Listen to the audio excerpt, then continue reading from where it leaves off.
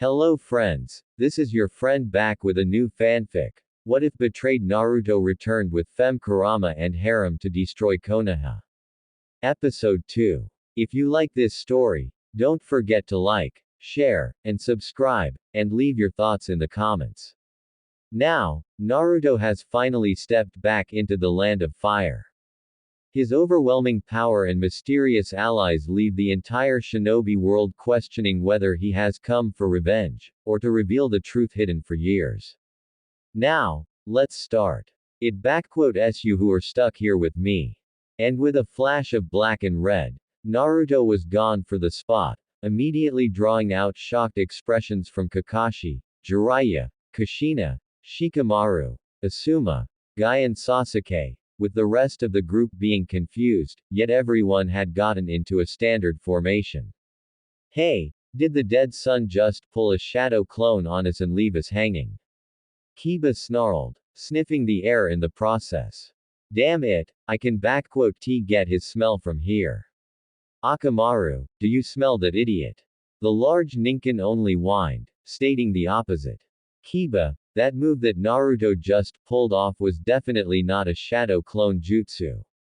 Shikamaru stated with knowledge and full seriousness. Jiraiya-sama, Kakashi-sensei, correct me if I am wrong, but wasn't T that fourth Hokage s Hiraishin?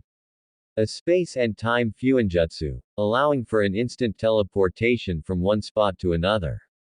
Yeah, that certainly looked like Hiraishin to me. Jiraiya agreed, carefully analyzing the environment around him with the rest of the shinobi here. That definitely looked like Minato signature flying Raijin, but I doubt that Naruto could learned that from anywhere. Hell, the only existing scroll on Hiraishin and written by Minato is in Konoha, with Menma, who still can even get the formula right, and he is a genius, when compared to Naruto. No, the Gaki must be just playing with us here, trying to even up the chances through some cheeky little pranks. Yeah, I agree with you, Jiraiya-sama. I remember during my time training Naruto, that he had abysmal control over his chakra, at best.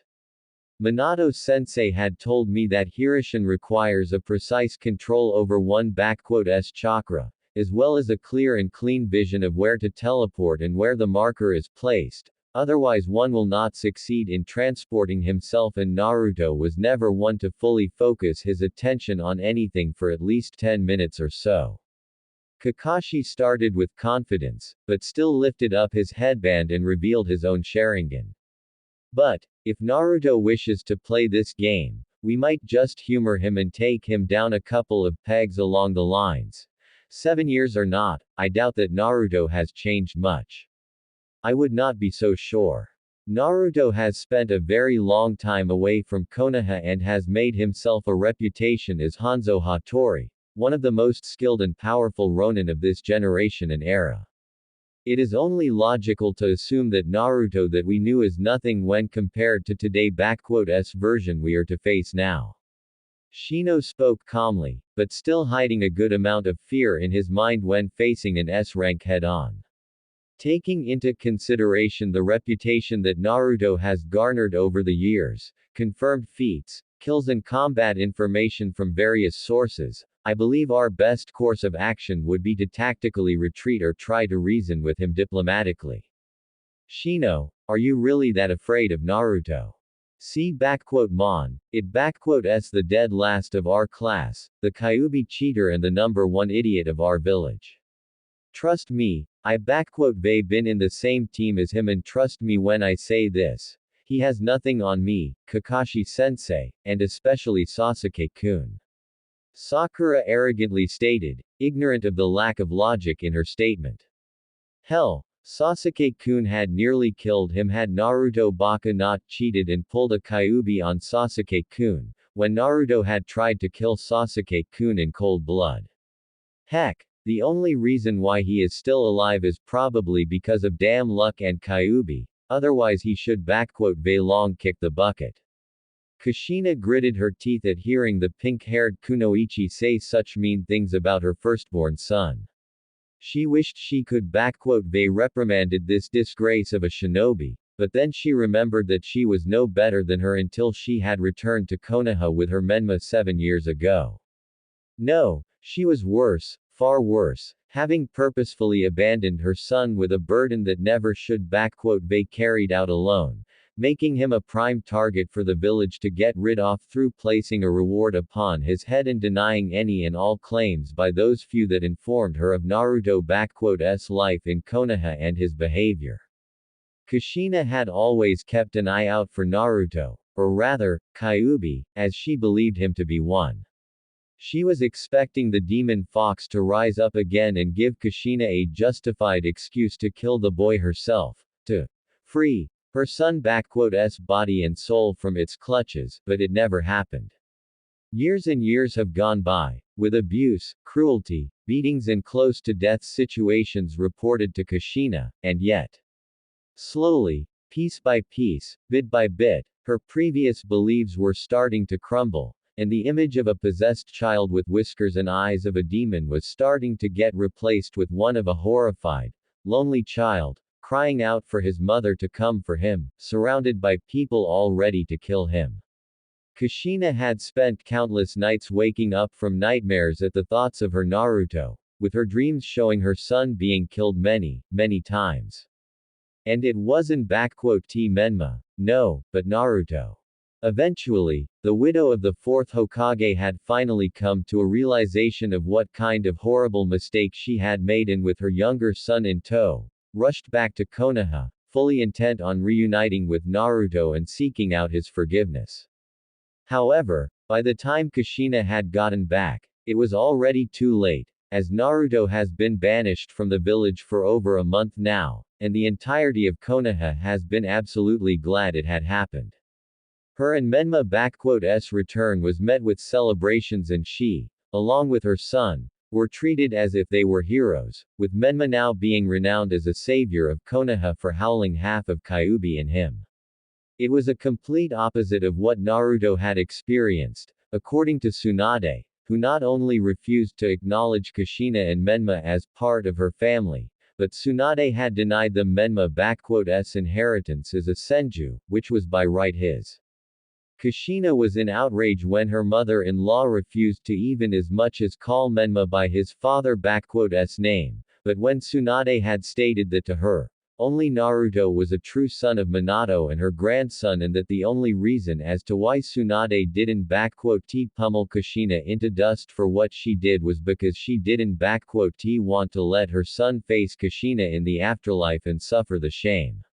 Needless to say, relations between Kushina and Tsunade were antagonistic at best, and at its worst, Tsunade wasn't beyond punishing Menma for his seeming arrogance and being intolerable to the fifth Hokage, even if Kushina didn't see anything wrong with her son's behavior.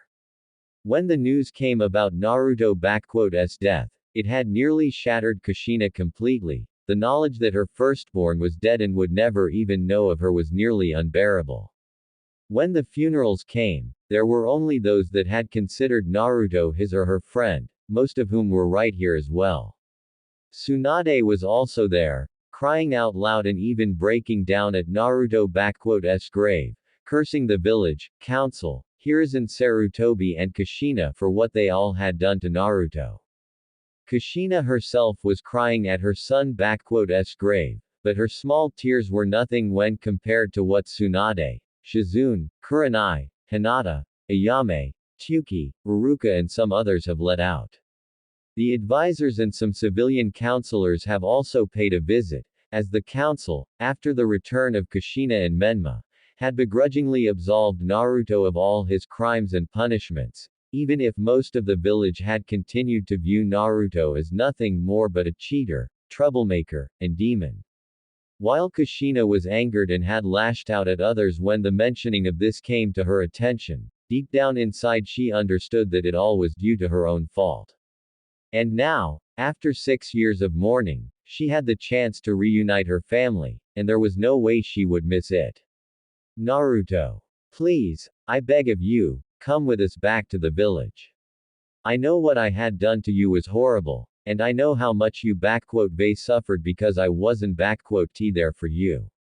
But please, Sochi, just come back with me and your friends here. I can make it all right. We can be a full family, a real one. Kushina shouted out in the woods, hoping to persuade her son to come with them. Your brother and I, we both truly want to have you with us, as a part of our family. I will even train you alongside your brother and the village will accept you with open arms and you still don't get it, do you? Came Naruto's voice, but pinpointing the source was futile, as Sasuke and Kakashi with their Sharingan and Neji with Byakugan weren't able to see where Naruto was. You, Menma, the village, everyone here. I don't give a damn about any of your fates. Everyone eyes widened, as Naruto's voice came right from their midst and all turned their heads towards him, but before anyone could react, a stabbing sound resonated through the night and a cry of pain was heard. The source of the voice was none other but Shikamaru, in whose back 3 Senbon were stabbed, plunged deep into his spine, immobilizing him and causing severe pain. Naruto stood right behind him, having plunged the Senbon into the spine himself, making sure to disable Shikamaru for good. Without wasting any time, Naruto sent his katana in his right arm to block Asuma's attack at him, who had managed to react first to Naruto's appearance in their midst, so didn't wait with charging up his blades and decided to slice him up first, sending his right blade right at his neck. Had Naruto not trained himself, or he did not possess the profound first-hand experience of war, he would been down already, but he had all of it and more, so his katana blunt side meet with Asuma blade, before Naruto brought his katana down and back, slashing at Jonin's arm, cutting it deeply and nearly severing the bones. Asuma gritted his teeth in pain and nearly let go of his weapon, but his role was completed. He managed to stall Naruto for everyone to get onto him. And just as everyone was already turning towards Naruto, former blonde wasted no time as he kicked Shikamaru in the back, pushing him in the arms of Choji and Lee, before 3 explosive tags had went off right at the feet of Shikamaru and Naruto, engulfing the area around in an explosion and smoke. Fortunately, the rest of the group had managed to react in time to jump right clear away from the area of explosion, with Shikamaru being carried away by Choji and Ino, who joined him. However, even though everyone had cleared away from the area of explosion, Konoha's group now faced a completely different problem. When they jumped away from the explosion, they scattered around the area and were now broken down to pairs and threes, groups that were far easy to pick upon. Most of them understood this, and were already thinking about getting back together, but that is when their luck had once again ran out, as thick, layered with chakra, fog settled in within the barrier, obscuring the vision, smell and even hearing. Water style. Magen Kurigakure no Jutsu. Naruto mentally said as his personal variant of hidden mist jutsu settled in, as he sat on a tree branch and watched as Konoha's group was split and stuck together with those that they saw closest to them at the moment. Now, time to pick them apart, Naruto thought to himself, as he made his signature hand seal, before he and his clones disappeared in flashes of red and black. Careful, Choji, sat him down more carefully. Ino commanded her teammate, who sat Shikamaru down, while his injured comrade was shaking slightly, with 3 Senbon right in his back. Okay, give me some space, I try and see what Naruto has done to Shika here. Ino, who much like Sakura, had gone through medical ninja courses back in Konoha, went immediately to Shikamaru to examine him, before her eyes widened in shock. This is bad, really bad. Ino, what is it? What did Naruto do with Shika? Choji asked Ino, worried for his best friend. These Senbon, Naruto didn't just injure Shikamaru, but he plunged those Senbon right in between Shikamaru's vertebrae, with a surgeon's precision no less. Ino stated to Choji, who paled instantly. Right now, Shikamaru is paralyzed and can move or react to anything, as his nervous system just went into a shock. For as long as those Senbon are on his back, he won't be able to come to his senses, but if I try to remove them on my own, I can end up crippling Shikamaru completely. One wrong move of those Senbon and your best mind will not be able to move even a muscle. Ino and Choji widened their eyes, as they looked upwards, seeing Naruto sitting right above them. They taken a couple of lessons on human physiology and pressure points whilst I was in Kiri. Must say, their Anbu, Iryo nins and Hunter nins really do know their stuff. And their acupuncture is one hell of a stress reliever, a real-life savior when you have stiffness all over your body. Naruto, how could you do something like that to Shika? Why you could they paralyzed him for life or worse, kill him. Choji shouted at Naruto, who didn't even move a muscle. Look, I know what Shika, me and others have said was bad, and we are all really sorry for it, buddy, but that is not the reason to be so hostile towards us. Why Don you just come with us back to village, and I ask my mom to treat you to something really tasty, like the good old times. Jay just help Shikamaru here and we can all go home together. From that one, Choji and Ino heard a distinct chuckle coming from Naruto, a dark one, before he spoke up. Choji, you were always a jovial buffoon. A good, kind one, but a buffoon nonetheless, always going along with the crowd and letting your stomach do all the thinking before your head. Naruto simply stated to him, with Choji gritting his teeth and tightening his fist. If we really were friends, you would at least asked me about the Kyuubi and what happened in the valley, not berate and accuse me of what I was forced to do. Hell, you and most of the others, you all really are just a bunch of morons, having fallen for Sasuke's tales and turned on me. You were out there too, Choji, and we all knew that Sasuke had defected, yet you, Kiba, Shika here, and everyone else just took the words of a traitor over the supposed friendship with me. Some friends, and as for Shika here, I wouldn't be surprised if he later on said thanks, since moving around is such a drag. Naruto let out an amused chuckle, recalling how lazy Shikamaru could be. You can say that Sasuke had defected, he was under the influence of curse mark and it made him go rogue. Ino protested, forcing Naruto to turn to her. He wasn't in the right state of mind when he did it, so you can just blame him for what had happened to you, Naruto. You were the one who injured and nearly killed him, whilst using the Kyuubi and nearly killed, Ino. Naruto asked her again with a raised brow. Ino, have you, or anyone else, taken your time and looked at me when I was in hospital? I had 2 stabbing wounds in my chest from Sasuke's Chidori. Nearly all of my bones were broken or on the brink of breakdown, and don't get me started on blood loss. And what of Sasuke? A couple of cuts, bruises and some minor concussion, I believe. Yeah, he totally didn't try to kill me and I had put him at death's doorsteps. Naruto simply let out a sigh, getting down onto the ground and looking at the pair, who were ready to fight him. Who am I trying to convince? A number 2 fangirl and a fatso with a brain in his stomach.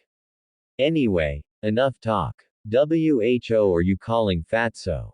My bones are just, Choji cried out in rage, not even catching a glimpse of Naruto looking in his eyes. Genjutsu. Nocturne embrace. And with that said, Choji's rage was quelled in a second, before his body slumped and fell down onto the ground, with his mind now being plagued by his deepest nightmares and unable to escape them. Akamichi clan focuses on the physical application of their chakra, being able to draw upon yang chakra with relative ease to a limited extent. This makes them best suited for taijutsu, with a lesser reliance on ninjutsu than others, and a complete lack of genjutsu. Want to beat an Akamichi? Use Genjutsu.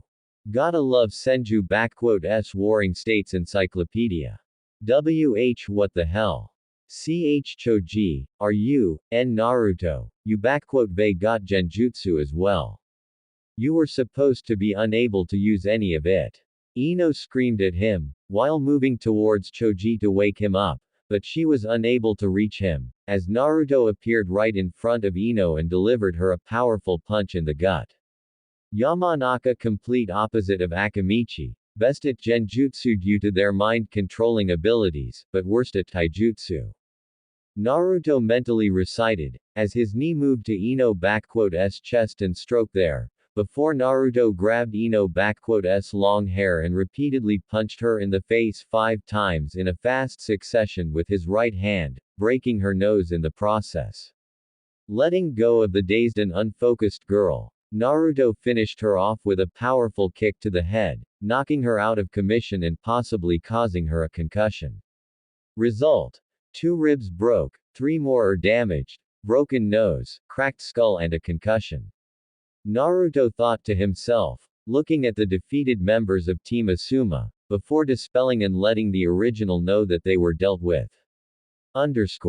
Clang of metal was heard in a different part of the yard, as Naruto***'s katana clashed with Asuma***'s chakra trench blades. Whilst Naruto was in near full armor suit, his natural speed and agility, coupled with experience in fighting various opponents and having seen many stances, he was able to match Asuma***'s expertise in close quarters combat, especially having dealt him a serious bleeding wound, which disabled Asuma***'s usage of his right hand. Now all that Naruto needed to do is find a correct opening and strike at his opponent, while his katana, charged with heen, clashed with Asuma***'s charged up knife and was pushing him back. Striking first at Shika so that he couldn't catch you with his shadow possession was actually clever. And without him, there would be no one who could get a strategy against you. Can believe that I am saying this, but you are good, kid. Asuma gritted his teeth, as Naruto applied some more strength and pushed Asuma back, before kicking him in the stomach, followed by a horizontal slash, which Asuma managed to evade by moving backward, spitting some blood out of his mouth. Shit, should they killed you when I had the chance back then, in Kurenai***'s home. If only that snake bitch didn't show up. Asuma shouted out as he went again on the offensive, jumping up in the air and trying to land a kick on Naruto. But when Asuma had reached the ground, Naruto already moved away and disappeared into the mist. Not even a single shadow, outline or even a sound could be pinpointed because of the mist. Asuma knew of the Kurigakure no Jutsu, made famous, or infamous, thanks to masters of silence, like Zabuza Momochi, but that jutsu didn't block any hearing or sounds. Naruto***'s version, on the other hand, seemed to be a far more advanced version of it, as it would appear to Asuma, that the water particles in the air not only completely obscured the vision, but also blocked the sound waves. Considering that the sound travels through air, put a chakra-filled mist with enough juice to stop the air from transporting the sound. As much as Asuma hated Naruto or didn't want to acknowledge him as an equal to him, he had to admit one thing. Naruto has changed. Okay, brat, I LL give you credit where it s due. You may they grown stronger, but still doesn't change the fact of you being an idiot. Asuma taunted Naruto, trying to provoke him, as he was sure that he would be able to hear him, even though this fog was in here. Did you really think my father would they allowed such a loose cannon like a Jinchuriki of Kyuubi to run free and without any restraints? No, he wouldn't especially when our village had suffered from that damn Kyuubi and was down on manpower. It needed power to keep the other villages from destroying us, and because of that my old man had to keep you nice and docile, considering that your younger brother was in capital at the time. You know why he allowed all those beatings. All because he wanted to install fear into you, the fear of what would happen if you had betrayed the village. But when Kurenai had adopted you, everyone had started to fear that you might actually grow away from fearing us, so I seduced that girl and gained a way to her home, as well as what s in her pants. Asuma let out an amused chuckle, expecting a reaction from Naruto. Too bad when I decided to simply get the reward for your head, her snake horse showed up and nearly castrated me. I wanted her to be executed, and Kurenai to have the same seal put on you, but my old man wouldn't have it. It would be detrimental to Konoha's strength, was what he said, so he only did some talking to them and made sure you would never be allowed to either be adopted, or that those two bitches would come near you. You should be seen how Kurenai had cried, but don't you worry, I helped her pull through, if you know what I mean. Asuma finally heard a ruffling of the grass in front of him, before Naruto finally appeared with an ice-cold glare directed towards Asuma. You really should taken my life back then, bastard. Naruto simply noted out to him, as he changed up his stance, bringing his sword with the flat side above the ground, hilt close to his shoulder, with his left hand laying at the tip of the blade. Now, I LLC to it, so that you hurt neither Kurenai, nor Anko, Asuma Sarutobi. With that roared out like a dragon, Naruto pushed his body forward and disappeared in a blaze of speed, with Asuma widening his eyes when he recognized that technique. A sword brought to the shoulder with its flat side over the ground. This technique, it can TB, Asuma had hurried to ready himself for the defense, but ended up missing his opportunity, as a slash came at him, a wound trail going from his right side of torso and diagonally traveling to his left shoulder. Hirazuki. Gutatsu Ashiki. Naruto simply stated, as Asuma dropped his weapon and slumped down on his knees, bleeding profusely, while the former blonde turned to face him. When I was participating in Mizu's civil war, I had taken lessons from Ieyasu's personal guards, Shinsengumi, specifically from one man known as Wolf of Nibu. Wouldn't say I fully mastered his techniques and style, but at the very least, I would say I can hold my own in a sword fight with it. Naruto stood right in front of Asuma, who looked up in his eyes, with Naruto bringing his sword up with both of his hands, seeing fear in Asuma's eyes instantly. Such fear and dread, and this is supposed to be one of the best 12 guardian shinobi. You are almost too pathetic to kill, almost. Asuma widened his eyes, as Naruto brought down his blade upon Asuma, slashing it diagonally down, cutting up his face, left eye, nose and cheek, with the blood starting to gush down onto the ground from a new wound, as Asuma's body hit the dirt and blood started pouring down onto the grass. If you are dead, tell Hiruzen that we are even now. And if not, you make one move towards any of my friends and family, I cut your head clean off. And with that said, Naruto's clone dispelled himself, letting the original know what had transpired with Asuma. Shino's bugs were spread around him, trying to gain an evaluation of the situation and failing. He was logically at a disadvantage, understanding that Naruto he once knew of had changed, completely and utterly. The reputation that he has garnered as Hanzo Hattori spoke volumes of that, as Shino mentally recalled the bingo book entry for Hanzo Hattori. Name: Hanzo Hattori. Age: between 20 and 27. Village: unknown. Status: Ronin, mercenary, former, possibly current commander of Tokugawa Anbu unit. Shinobi rank: unknown, possibly Jonin. Rank: S rank. Combat information. Known as Second Kurigakure no Oni and Kage no Shi, Hanzo is a master of silent and CQC, but there is very limited confirmed information on specifics of his styles, techniques and jutsu. What is known is that he possesses 3 elemental natures: wind, water, fire, but unconfirmed reports state he has lightning and earth, along with yin and yang releases as well. Avid user of genjutsu, possibly a master level, as well as user of swords, listed as one of top 5 best swordsmen in Mizu no Kuni. Uses advanced tactics and strategies in battle, capable of deciphering and countering battle strategies in the middle of a battle.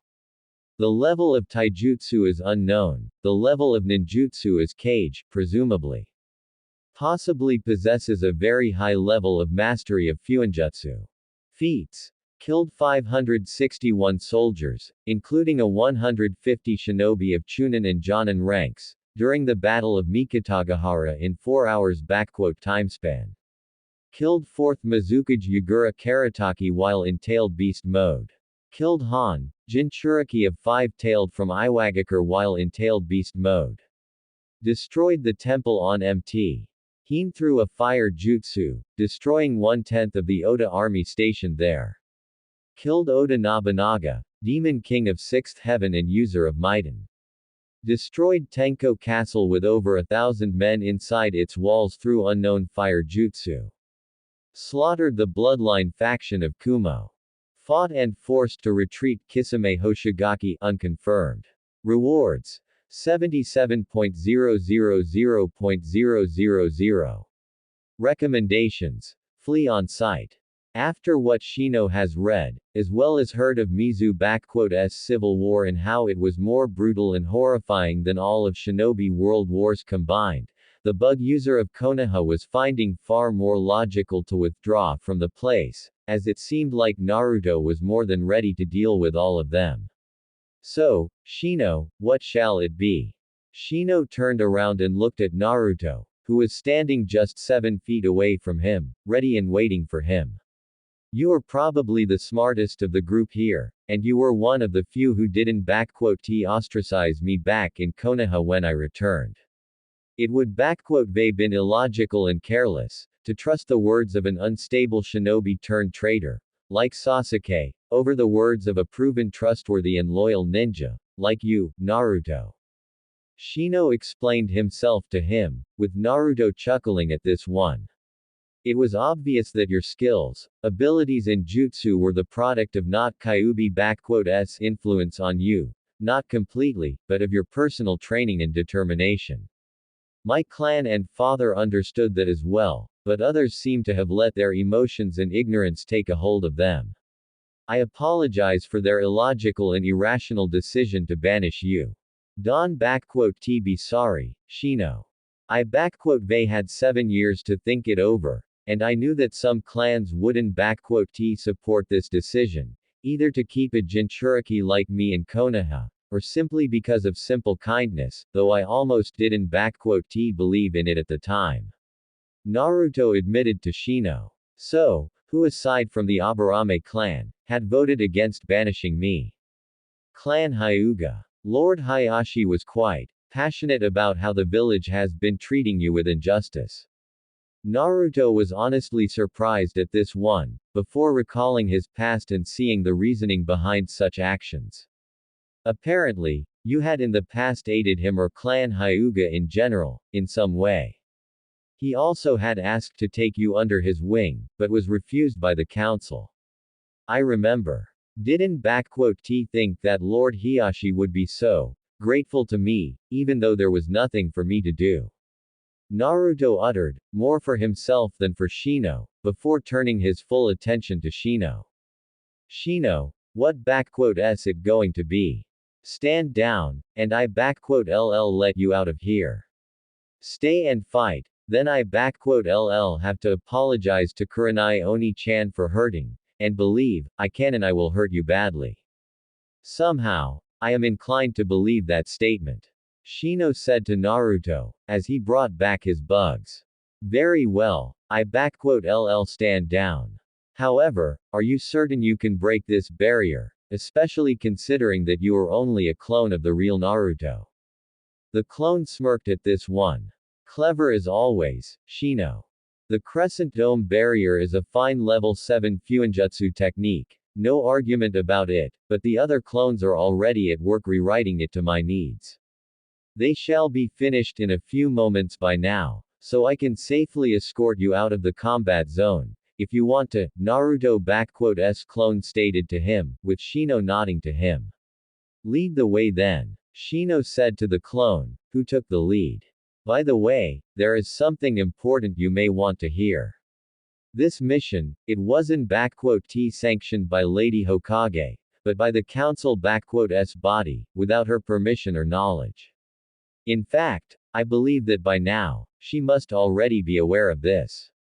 I figured as much myself, but thank you for this information, Shino. Naruto clone told Shino with a small smile, while mentally already thinking. That explains why Ka-chan had suddenly gone back on our agreement. That damn council, what in blazes did Tobirama Gigi think about when he installed it? Was he drunk, or did he lose a bet like Hashirama Gigi? Anyway, I imagine Ka-chan is either destroying the council, or she and her honor guard with Shizune are already on their way here. Well, she knows our deal, so I am fully in my rights to deal with them all as I see fit. Alright team, we have managed to find our way to each other through our power of youth, with one of our youthful and courageous comrades here as well. Now, let's find the others and deal with this unyouthful demon known as Naruto. Might Guy shouted out, with Lee supporting him all the way through, while Tenten and Kiba shook their heads, whilst Neji was trying his hardest to see through the fog with his Byakugan, only getting a headache and sore eyes in the process. Now, Neji, tell us, where are all our other youthful companions? I can see anything through this damn fog. Neji said with a strained voice, as he deactivated his eyes, letting breaths of relief. This mist is filled with such strong and dense chakra, that it like I am looking at a sea of constantly shifting chakra. Whatever jutsu Naruto is using here, it not only blocks the vision and sound, but also is strongly effective against my Byakugan. We must count ourselves fortunate that we found each other in this mist. So wait, if neither your Byakugan, nor my and Akamaru senses can find the others, how the hell will we be able to get to the others, or find that done? Kiba shouted out. Damn it, can believe that the dead last actually learned something. It probably just his fox helping him. Yes, for it is a common fact that Naruto requires the Kyuubi chakra to be strong. And that is what makes him so unyouthful. Rock Lee supported this claim, with Neji shaking his head at this. No, this field is fully made of Naruto's own chakra. Neji retorted at this one, surprising everyone. But, to be able to make such a strong mist and with such abilities, he must come a very long way as a shinobi. And if his reputation is anything to go by, we may be facing an enemy more dangerous than Itachi Uchiha and more powerful than Lady Hokage herself. Perhaps, we may be better. Neji had wanted to continue his speech, but he was suddenly silenced, as his body fell down onto the ground, a senbon sticking out of his neck. Neji. Hold on, LL. Tenten had wished to rush at his side, but she too hit the ground in the next second with another senbon in her neck, at the exact same spot as Neji causing Lee and Kiba to panic. What the hell is going on? How come Neji and Tenten are down in one shot like that? Kiba shouted out. Those senbons, they are probably laced with some kind of paralytic poison, designed to shut down the nervous system upon contact. Such poisons and sensibilins are used most frequently and dutifully by Kiri Anbu Black Ops, especially by their units and Undertaker squad. Guy explained to them what had happened to Neji and Tenten, carefully looking around. And Naruto, being an unyouthful demon that he is, probably has picked up on such low techniques, whilst he was in Mizu. But do not worry, my fellow shinobi, for we have on our side the power of springtime youth. Guy shouted in full force, almost deafening everyone. I doubt it will be enough for you three here. Came a sudden comment, startling everyone, before a sound of metal piercing flesh and bones was heard, forcing everyone to turn to its source, causing the men to pale at the sight, with Kiba nearly losing his mind. Right before them lay Akamaru, the giant ninkin of Kiba, his eternal partner and best friend, among animals and humans. However, while normally a sight of the ninkin would have been nothing out of ordinary, the hilt of katana sticking right from above his head, with blood coming from both the top of his head and from the bottom of his laying head was something that no one was looking for to see. And right at the top of the hilt, on one leg, casually stood Naruto looking at the horrified trio of men, his facial guard hiding most of his emotions, while his eyes were merely eyeing them. The sight of his killed ninkin was enough to send Kiba into a murderous rage. Akamaru. LL kill you, you demon bastard. Kiba roared inhumanly, launching himself right at Naruto without any thought, and faster than Lee and Guy could stop him, still being horrified at the sight. However, had Kiba not been in such crazed rage and had learned to think with his head, or at least was more observant, he would seen that Naruto already had his second sword pulled out in his left hand. When Kiba had reached Naruto, the black-armored Ronin seemingly disappeared into a thick mist, leaving the top of the hilt. Before Kiba could sniff him out or hear him, a shadow descended upon him from above him. And in the next second, the shadow reached the ground. Just as Kiba had managed to look upwards, a shining thin trail was followed down to his body, a blade red with freshly spilled blood flashed upon the grass. Hana sends her regards, Kinslayer. Naruto whispered to Kiba, as his eyes widened, before blood splashed from a wound, beginning at the left side of his chest and ending at the right side of his hip, with the Inuzuka dropping dead upon the grass and joining his companion in afterlife purgatory. With a speed that even Lee could envy, Naruto quickly regained himself and drew his blade in his left hand in a Hirazuki stance, already launching himself right towards his next target. Guy had managed to regain himself and used all of his speed to try and intercept Naruto. Severe leaf hurricane. He shouted out, as he tried to kick Naruto's face while he was in thrust. However, all that Guy had managed to hit was thin air, as Naruto disappeared in a flash of black and red, shocking Guy. And in the next second, just as Guy had landed, a loud shout of pain had come from his student, forcing Might Guy to look and freeze in one instance. Rock Lee stood, frozen in shock and pain, as blood ran down from his mouth. And behind him stood Naruto, whose blade had struck Lee in his spine and was buried deep enough to cause Lee immeasurable pain and be enough of a threat to completely immobilize him for life. Lee. Guy was ready to run to his student, but then Naruto spoke up, with a small medical kit being tossed right at his feet. Better think of your next move, Guy, because it will decide whether all three of your students die here, or they will live. Naruto said to him in a cold and emotionless voice, causing Guy to freeze up. Those Senbons were placed in an extract, enough to kill even a healthy titan like you. The dose I used will kill Tenten and Neji in 5 minutes, unless you administer the antidote in that pouch I tossed within that time. And as for Lee, if you decide to fight me, he will lose his life in an instant. So, what shall it be, Guy? Your students' lives, or a chance to kill the unyouthful demon? Naruto asked Guy, who was shaking with rage, but also fear at the prospect of losing his students. Damn you, demon! Guy shouted at Naruto in tears, as his shaky hands picked up the medical kit and he immediately went to Neji and Tenten, hoping to save their lives. Wise choice. Now Lee will only lose his legs.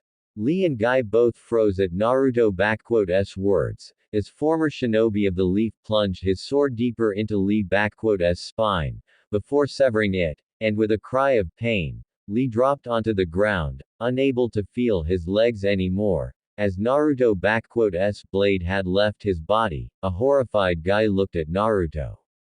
Now we are even, Guy.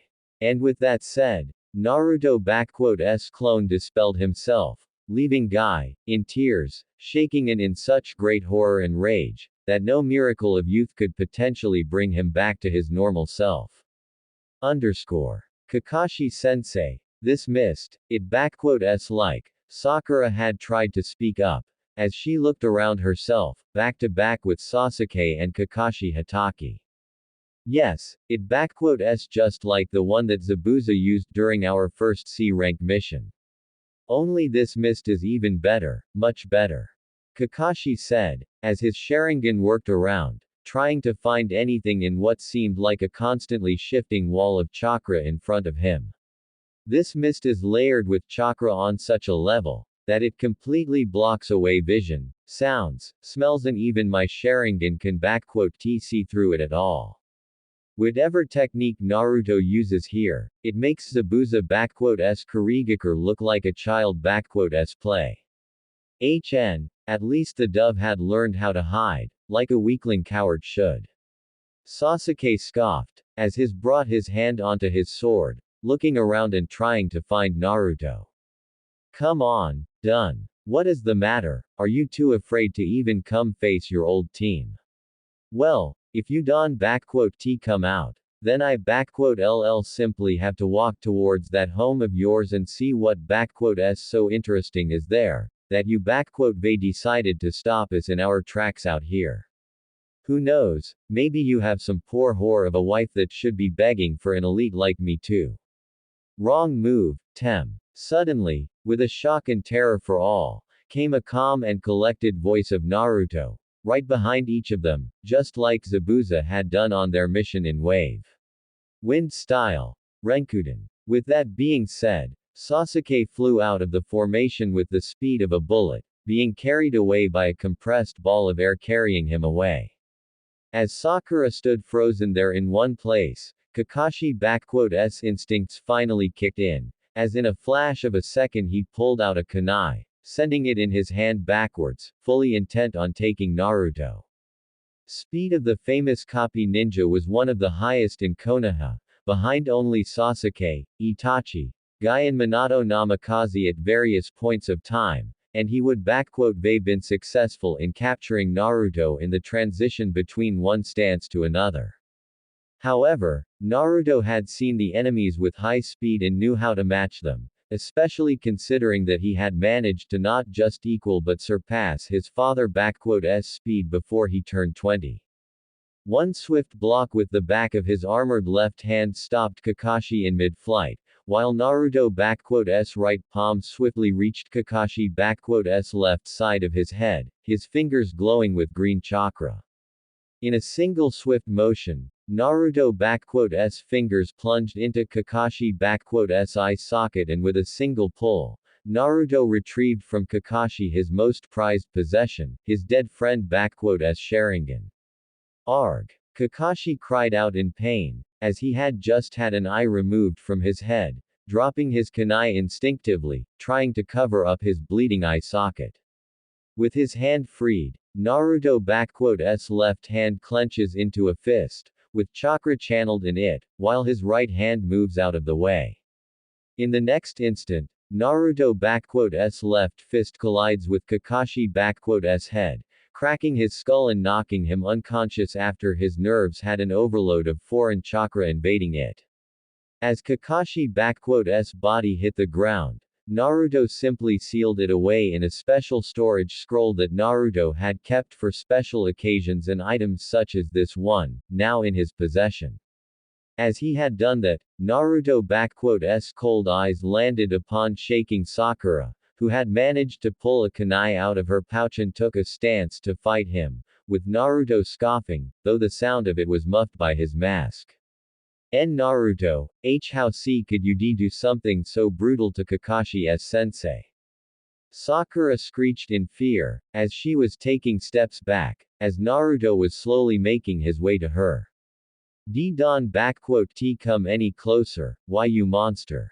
Sasuke-kun will kill you if you do something to me, you dead last. Why you are just jealous of Sasuke and everyone, so you they decided that attacking USW will make us accept why you as equal.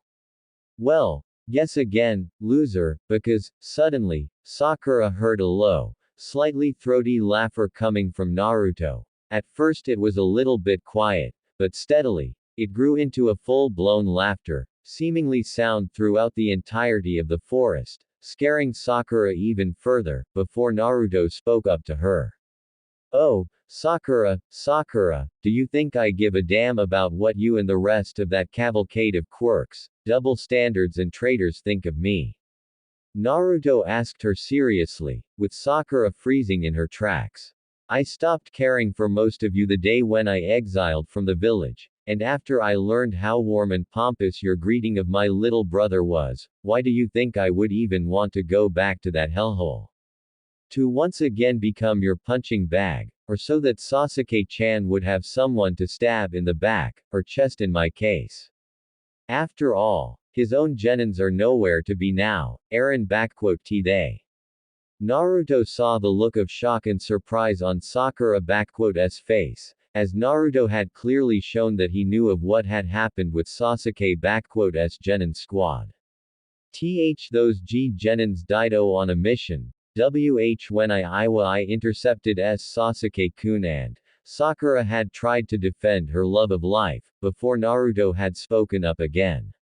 Spare me the lies and excuses that guy told you all. Naruto simply said to her. I know all about that tragedy, since I been there myself. Flashback. A year and 7 months ago. Land of Grass. There had been many terrifying sights that Naruto had seen in his life as a shinobi and ronin in service of various kage, daimyo and feudal lords etc. Mizu's civil war had provided him with a plethora of horrifying and nightmarish sights and images that would be enough to drive mad with fear and dread even some of the toughest persons in the shinobi world. Yet, to Naruto now, it all was just a part of his job back then, nothing more, and learned to not let it get to him. However, the sight he was seeing now was different from the others, for before Naruto laid not a field of shinobi skirmish, but what appeared to be a slaughterhouse. On a grassy plain lay 6 of Iwa***'s shinobi, dead for about a couple of hours. Having worked with Iwa and their shinobi, Naruto was able to determine that these were Chunin shinobi, and a bit of pocketing around revealed that they were on a diplomatic mission to Daimyo of Grass. At first glance it seemed like they were all ambushed by someone laying in the waiting. Naruto's first picks were either Konoha or Kumo, as those two also competed for the alliance with Grass.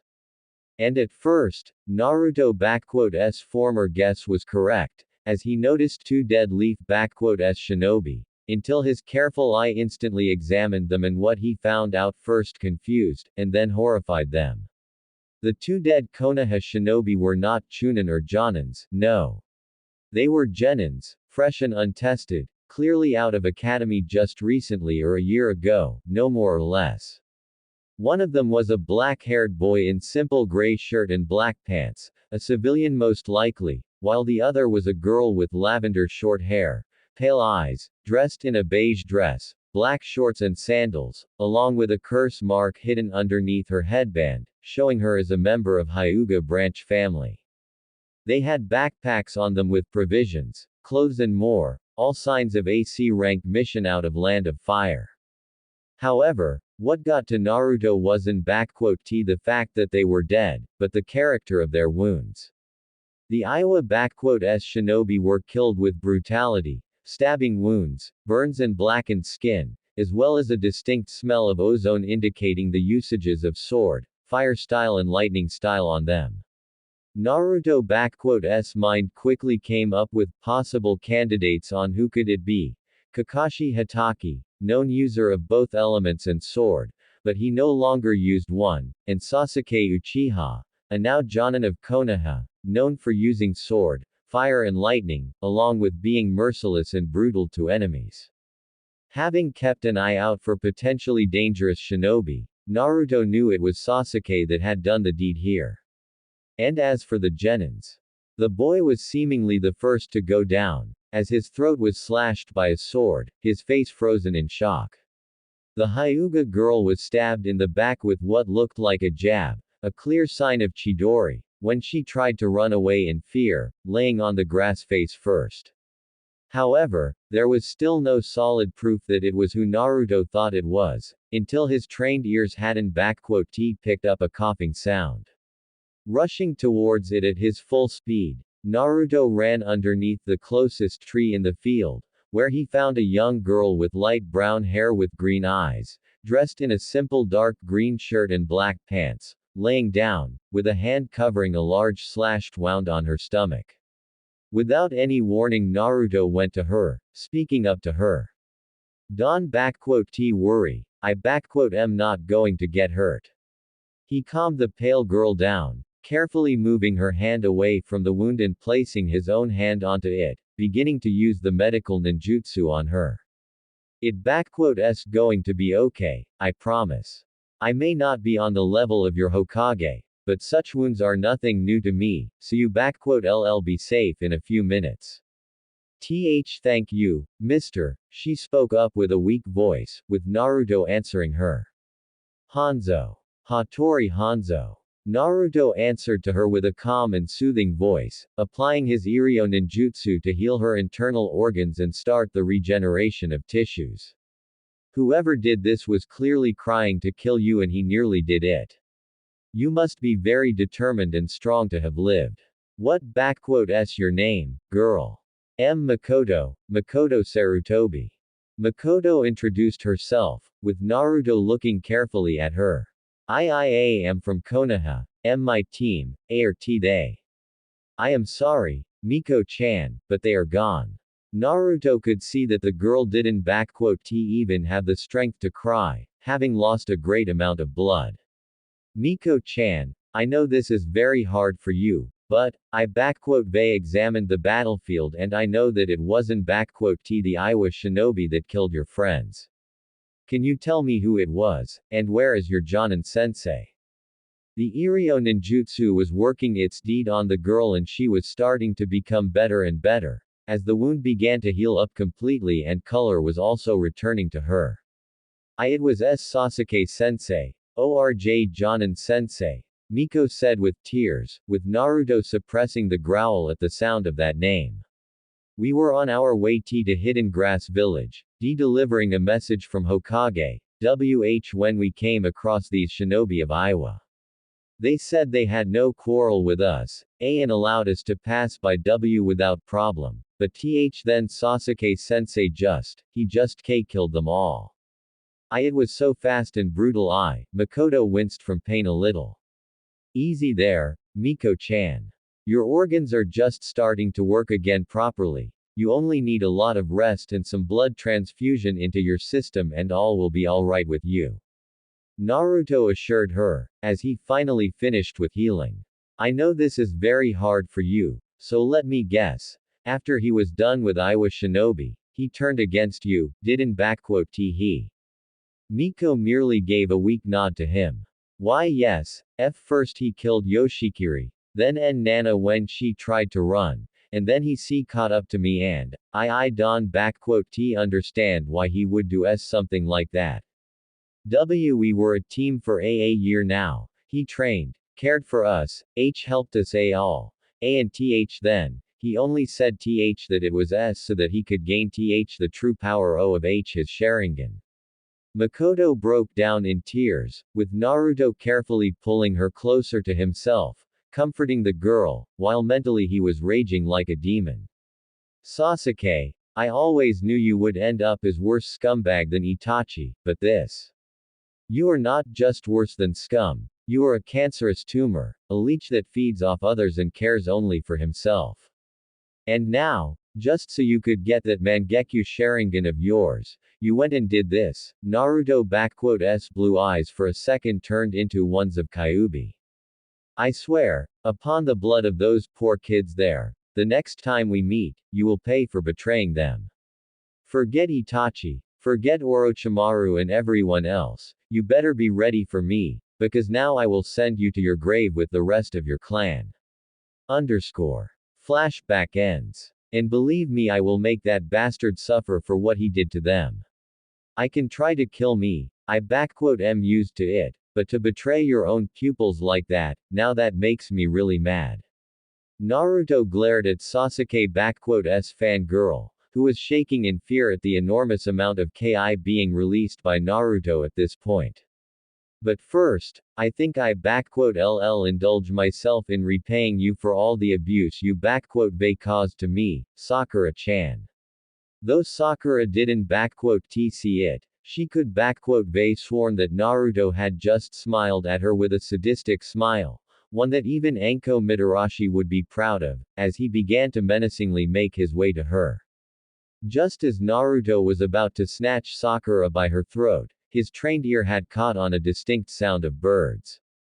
Chirping birds, and lots of them. As if 1,000 of them were chirping at the same time, the air caught a distinct odor of ozone, as the sound started to become closer and closer by the second. Recognizing the signs and wasting little to no time, Naruto pulled out one of the most essential and fundamental jutsu in the history of Shinobi. In the blink of an eye, Naruto used Kawarimi no Jutsu, and in the spot where he stood originally now stood Sakura, whose right shoulder was now pierced by an arm, which served as conduit for Chidori, with its user glaring at Naruto, who stood behind Sakura with a hateful look in his eyes. Without even a word, Sasuke pulled his hand out of Sakura's shoulder and pushed her away from his path, caring not in the slightest that he had just nearly killed her and now she was bleeding profoundly. His main focus now was upon the former block-headed blonde ninja, now turned raven-haired Ronin, who already laid his hand on his sheathed left sword. A free piece of advice, Tem, you want to kill someone, make sure that they don't hear you. Why this Chidori is called a technique is beyond me. Naruto commented, as Sasuke scowled, while Uzumaki looked at his traitor mark adorning his right side of face. I must admit, this little mark certainly suits you, Sasuke. A fitting mark for the filth of caliber, though it could use a second one. You call me an Uchiha, filth? Sasuke arrogantly asked, as he pulled out his sword. Wherein you the one to substitute with this pink worthless whore here just now? And what makes you so much better than me? Well, I wouldn't call Sakura here entirely worthless, at least now that she proved to be useful for something. As for filth, considering my banishment, animosities, bias etc. I believe I am more than justified in my actions, especially considering how you they just invaded my private land and threatened me, so I am fully entitled to using self-defense. Naruto calmly stated, but not letting go of his glare. And as for why I am better than you, Tem, I have done many terrible things, Sasuke. Some of them would make the little cleaning up of your clan look tame and innocent. Naruto caught a glimpse of hateful glare directed towards him. But everything that I had done was a part of my job, and all of those actions were either to fasten the ends of conflicts, save lives, prevent wars, or stop a brewing catastrophe. And I they never during those missions had turned on my teammates, or more importantly, on the kids that were responsible, unlike a certain Uchiha filth that stands before me. All that Naruto caught was a smirk of Sasuke, not even a glimpse of regret or sorrow, but pride and arrogance. So, that little bitch Makoto survived. I knew I should they burned her with my new power, just to test it out, but I guess I was too sentimental. Sasuke closed his eyes, before opening them and revealing his new eyes, in a pattern of an atom, looking directly at Naruto. No matter, once I am finished with you and whoever is in that house of yours, she taste my new power. You one get to her, I they made sure of that, believe me.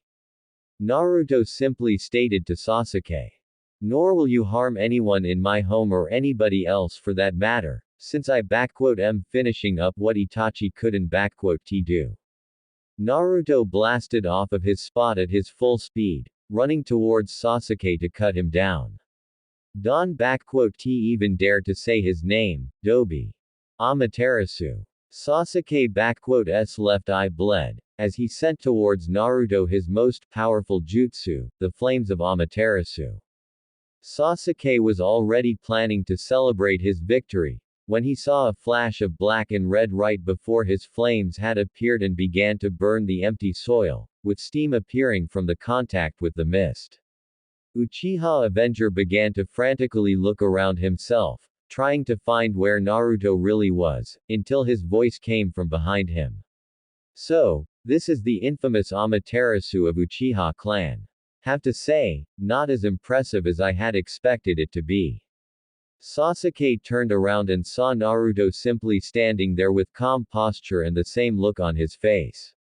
A fusion of Yinten with Kaiten, creating a pseudo-Kekkei Tota known as Enten, or Inferno style. While achieving the creation of Enten itself is nothing short of a miracle and genius of highest praise, to find out that Amaterasu just spawns those flames like that is, kinda lame. Naruto commented, as Sasuke mentally sent his next blast of Amaterasu towards him, only for Naruto once again to disappear from view at the last second. Stop playing around and stand still. Done. You think your little advanced Shunshin will save your neck all the time. Sasuke called him out, looking around. You think that I am using Shunshin here? Sasuke, you honestly disappoint me. Naruto spoke up in a mocking tone of voice, staying away from his view. For a so-called genius from Uchiha clan, and favorite student of Kakashi Hatake, I would expect you to recognize the technique that had cost Izuna Uchiha his life at the hands of my ancestor, Tobirama Senju. So, you really do use Hiraishin no Jutsu. And did I hear you right? Did you just claim the second Hokage to be your ancestor? Sasuke snarled out, with a chuckle coming from Naruto. What is so funny, you worthless dove? Oh, I am just laughing at how blatantly ignorant and arrogant people can be, Sasuke. After all, it is common knowledge in Konoha now that Minato Namikaze is the son of Tsunade Senju, granddaughter of Hashirama Senju and grandniece to Tobirama Senju. I am sure that everyone now and their dog knows about it in elemental nations, along with Menma Namikaze being his son, and Naruto Uzumaki, yours truly, being his older brother, from the same father and mother. Naruto explained in a mockingly teaching voice to Sasuke, further aggravating him. So you see, I am not only great-great-grandson of second Hokage, but also a direct descendant of first Hokage, his blood and bones. You know, s almost an irony. A Senju is facing an Uchiha, just like during Sengoku Jidai. Your pathetic clan never stood a chance against the true might of Uchiha. The only reason we even allied with you was out of pity. Sasuke taunted Naruto. And Izuna Uchiha was obviously a weakling, to have lost to a Senju so blatantly.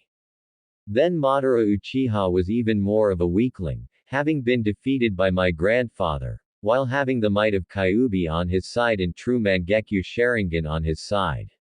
Naruto taunted back to Sasuke, who growled, while Naruto appeared right behind him. Now, Sasuke, let me demonstrate why Clan Senju was always the one to put your clan in its place. Sasuke already began to turn, but even his new and improved eyes were unable to see the full series of Naruto hand seals. Enten. Kuroi Goen no Jutsu. And with that, right out of Naruto now opened mouth right towards Sasuke flew out a concentrated stream of pure black fire, more intense than Amaterasu flames that Sasuke had used before. Being caught off guard, Sasuke just barely had managed to pull out his most powerful defense and technique in his arsenal. A torso of giant skeleton of purple chakra began to form up, as it had enclosed Sasuke in a protective shell, with skin forming on top of bones and forming a layer of purple chakra around Sasuke, who had expected that whatever trick Naruto had pulled on him would easily be swept away by his ultimate weapon of Uchiha clan, Susanoo. But this time, Sasuke's luck ran thin, as Naruto's Enten hit the ethereal being with full force and began to drive him back and melt its skin and even bones, shocking Sasuke, whose eyes were bleeding, all of his muscles and bones were near the breaking point from the sheer pressure of keeping up the Susanoo active. Yet, Naruto Enten was proving its enormous strength and power, serving as the example and result of Naruto's most ambitious and probably one of the greatest feats achieving theorized by Tobirama Senju Enten and turning it into a reality. For Naruto and many, there was no mistake in saying that Tobirama Senju was an absolute genius in elemental manipulations and creation of jutsu of all calibers. Many now remember him only as Suiten user, but he really was a master of all 5 elements, being the same level as Hiruzen Sarutobi if not higher, and only outmatched by Hashirama Senju and Madara Uchiha. He had created many powerful and feared jutsu, Hiraishin, Edo Tensei, shadow clones etc. Yet his most ambitious project was left unfinished, which found its way to the great library of Uzumaki and into the hands of Naruto, who took it upon himself to make it into reality. It took Naruto 4 years, over 2,000 shadow clones, the amount of chakra equal to 5 tails from Kurama, along with her guidance, and countless failures to achieve the creation of Enten. The hardest part of creating Enten was finding the right, balanced and focused way to infuse Yinten, or yin release, with Kaiten, fire release. And just achieving the usage of yin and yang releases on a consistent is considered a feat equal to that of Kage, and Naruto only managed to pull that off after 2 years of training with Kurama and unlocking his dormant Senju genetics, which held one of the greatest bloodline gifts in entire world and one of the main reasons why Senju clan was feared as the strongest long before Hashirama Senju was born. While most shinobi are able to use up to 2, mostly 4 chakra natures later on in life, there is always the fact of 1 or 2 chakra natures being primary, more powerful, and others being secondary, less powerful. Members of Senju clan were inherently born with the ability to use each of 5 elements as primary and could practice all 5 of them, mastering them and creating jutsu for each of them. And Naruto, just like Tsunade, his father, Tobirama and Hashirama, had that bloodline in him. And with the genetics of Senju came the innate usage of Yang style, which was much easier for Naruto to master. Yin style was like a complete opposite for him, but even so, he wouldn't be Naruto Uzumaki Senju had he not gained it too. And after that, it was a trial of tries, failures, calculations and precision. The end result ended up being Naruto using one of the most destructive natures in the world, which couldn't be stopped by water style, even combined with wind. This elemental nature was the one to put an end to Han and his rebels in Tenko Castle, when he had tried to take over Iwa no Kuni. And while Naruto possessed possibly the largest chakra reserves in all of lands, not counting for Biju, Enten was a very costly nature to use. Just the jutsu he uses now on Sasuke had sapped 1/10 of his full power, and this isn't even his most powerful Enten technique. Why did Naruto decide to use it here? He wanted to teach Sasuke Uchiha a lesson, before sending his burning soul out in hell. Sasuke's Susanoo wasn't prepared to deal with a more powerful flame than his own Amaterasu and was quickly being destroyed away. Soon enough, Susanoo had started to disappear and the last wave of black flame caught up to Sasuke, blasting him and going through the mist, before going away at the command of Naruto, needing not for his flames to burn 7 days and nights, but to burn all and everything away.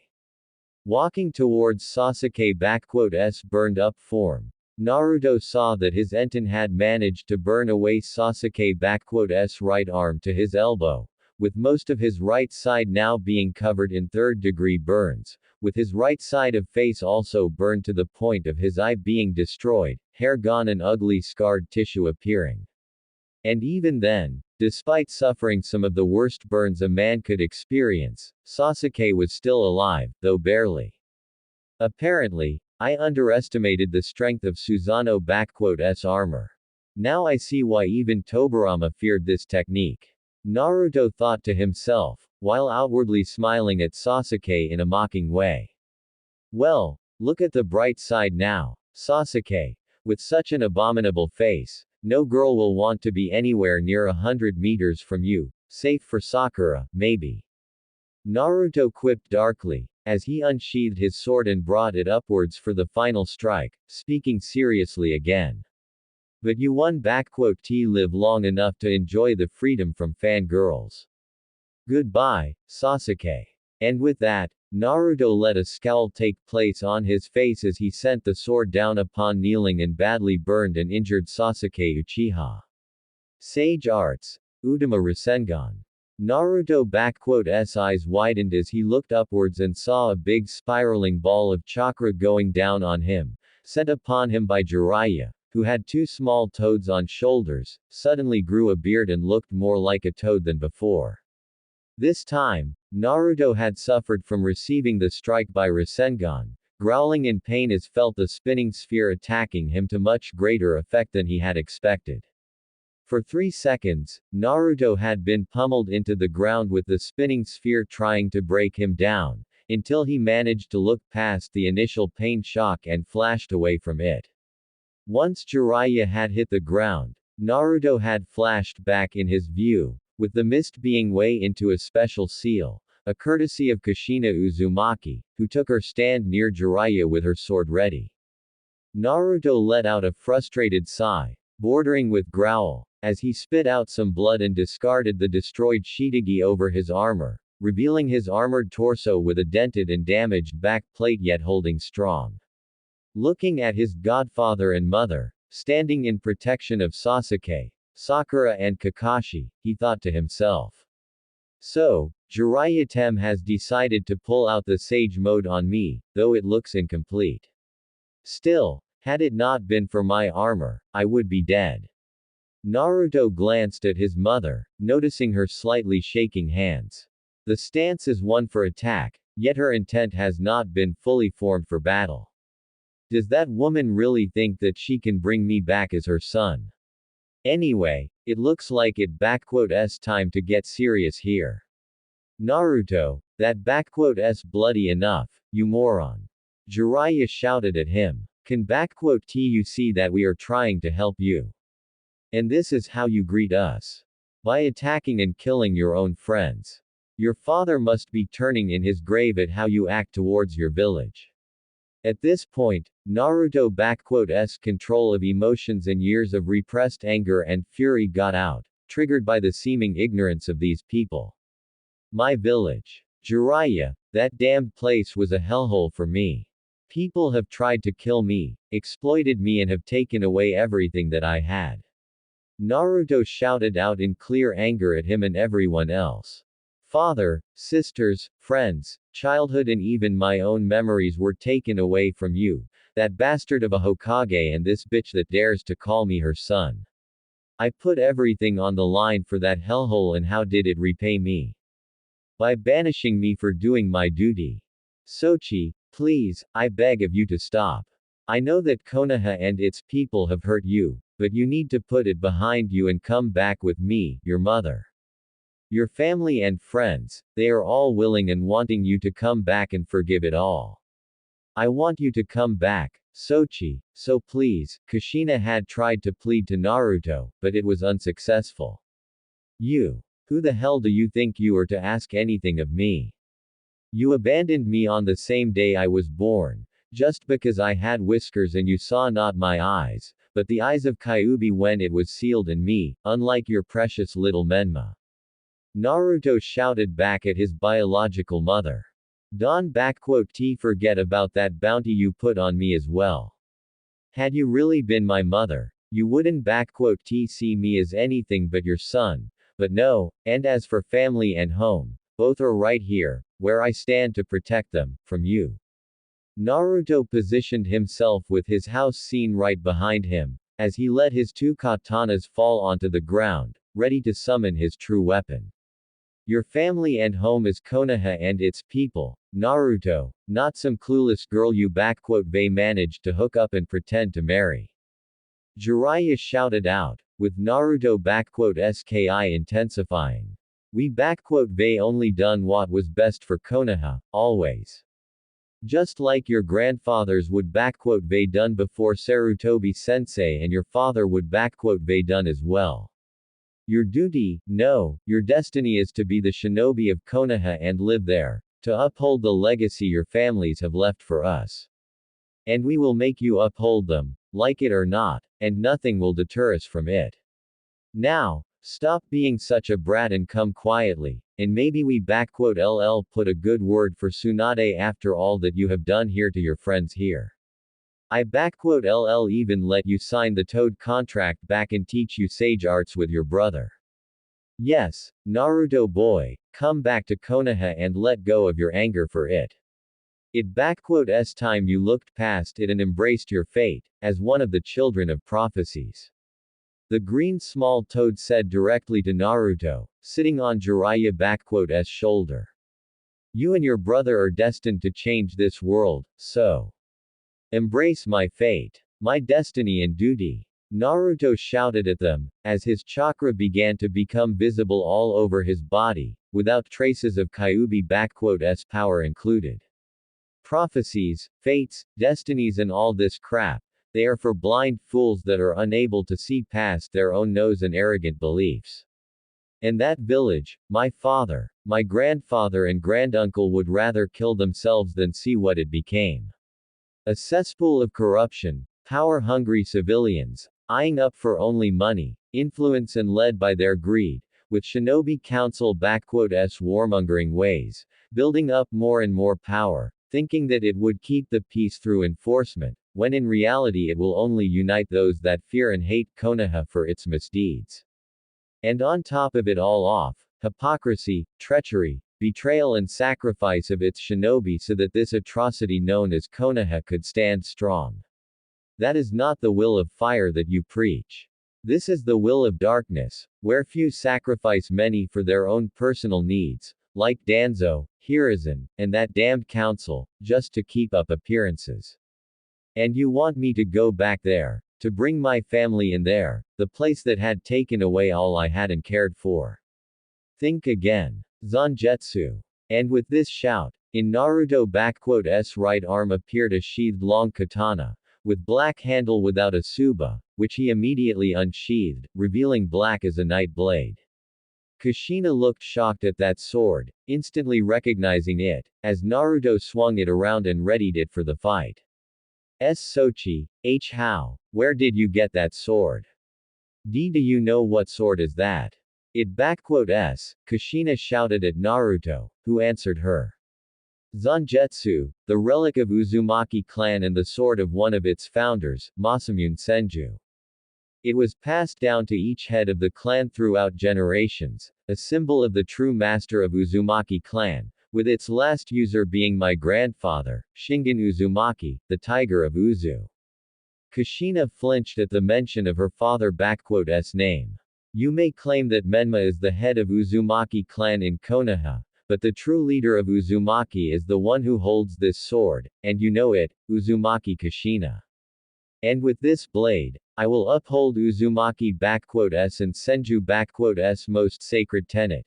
Stand by your family and protect it with your life, for it shall stand by you and protect you in return. Naruto, if you don't stand back, I use my full power to bring you down and beat you into your senses. Jiraiya warned him as he took his position. I knew that Sarutobi sensei shouldn't have allowed you so many freedoms. You were always the weaker one of the twins, to fall under Kyuubi-S influence like that. Sochi, it must be Kyuubi blinding you. Don listened to its words. It had corrupted and blinded Mito Ba-chan with its words, all just so it could gain control over its Jinchuriki, pretending to be a friend to its host. But I did not fall for it, nor did Menma, and I know you can be free of it too, just come with us. Kushina tried to reason with her son in hopes of getting her family back, but instead she saw how Naruto-S chakra started to become white and his hair were starting to move upwards. Enough talk with you two. This time, I be serious, so prepare yourselves, for this is my full power. The white aura around his body began to intensify and it looked like his hair was starting to become silver or white. Senju Hidden Jutsu. Me gotta know. Just as Naruto was ready to unleash his fullest power, suddenly in front of him, Kushina and Jiraiya appeared, a massive wall made of the pink crystals, blocking the passage for both sides to engage. Naruto understood what this meant and discharged, channeling his chakra, as he turned to his right, as did Jiraiya and Kushina, seeing 9 persons walking towards them, as the wall of crystals dispelled between them. In front of the group walked Tsunade Senju, the 5th Hokage, and a very angered woman at the moment, followed by her student Shizune, holding Tauntaun in her hands, while flanked from left and right by Kurenai, Hinata, Shino, Enko Mitarashi and Izuki Yugao, whom Naruto knew from times in Konoha, while the 2 that stood right at Tsunade's sides were also known and close to him, but he met them during his time as Ronin. The first one was a beautiful young woman in a green kimono with a white flower on its left side. She had black eyes and dark ashen-colored hair, tied up in a similarity to Anko's tail, but with 2 bangs on the sides of head.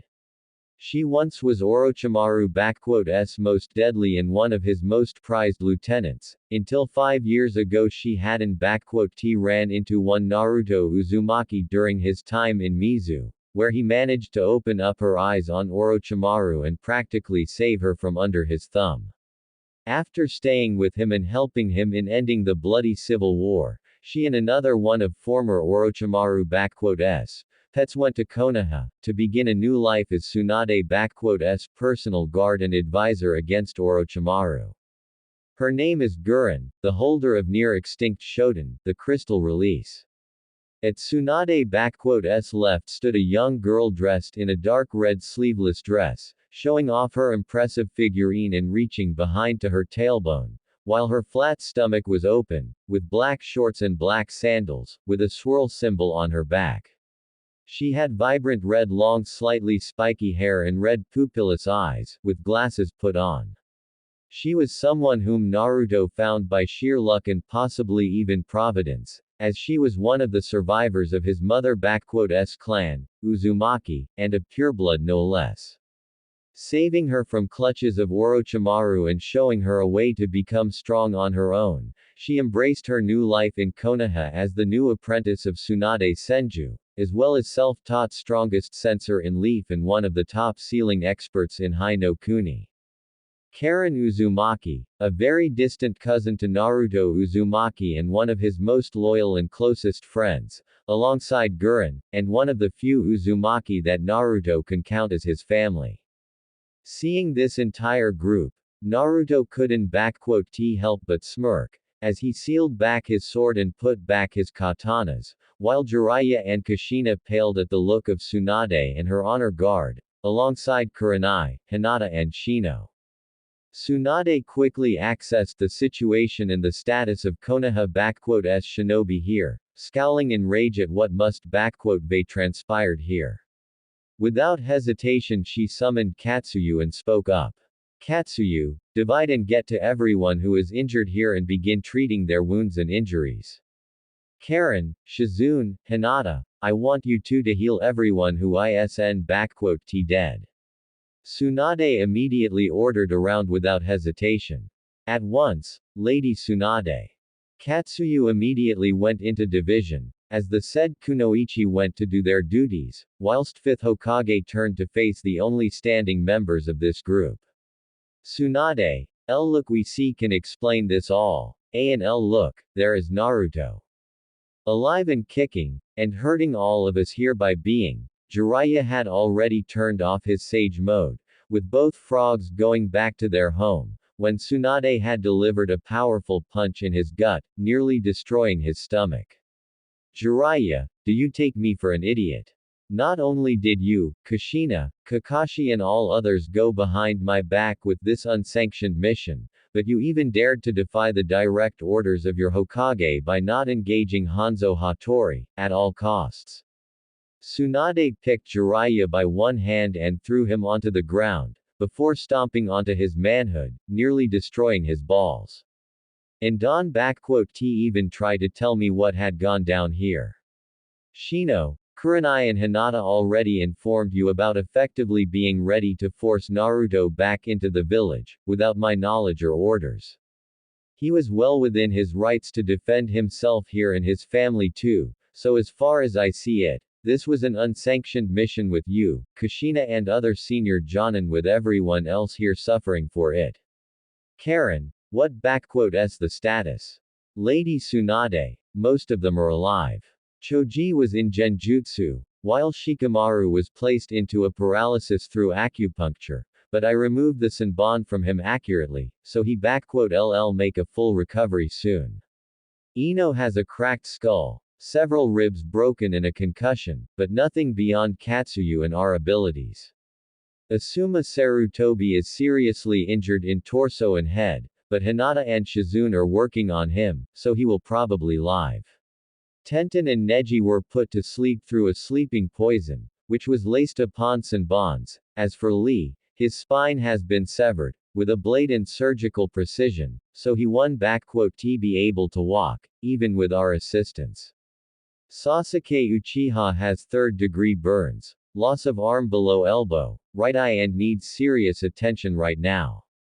Sakura has a stabbing wound in her shoulder from what appears to be Chidori, with Katsuyu and me on it, while Kakashi is missing a Sharingan and has his nervous system shut down. The only Kiyas are Kiba Inuzuka and his Ninken Akamaru. Karen quickly informed Tsunade of what she had gathered from Katsuyu and her own shadow clones that worked here already, while Anko, Kurenai and Yugao stood shocked at hearing it. Holy Kami, Gaki certainly didn't mess around, but to take down all of them alone, Naruto, just how strong did my little brother get without his sis? Anko thought to herself, looking at the new look of her surrogate brother.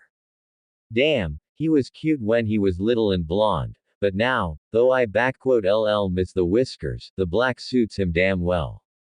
Hell, he grown into one hot damn walking lady killing machine right there. Anko admitted to herself with a healthy blush upon her face. Naruto, my little boy, if only I hadn't trusted Asuma and his father. I know I should be angry at Kiba, but I knew what crimes he committed, and I am sure you had your reasons to do what you had to, especially considering that you defended your home here. Kurenai with a tingle of sadness looked at her former adopted son.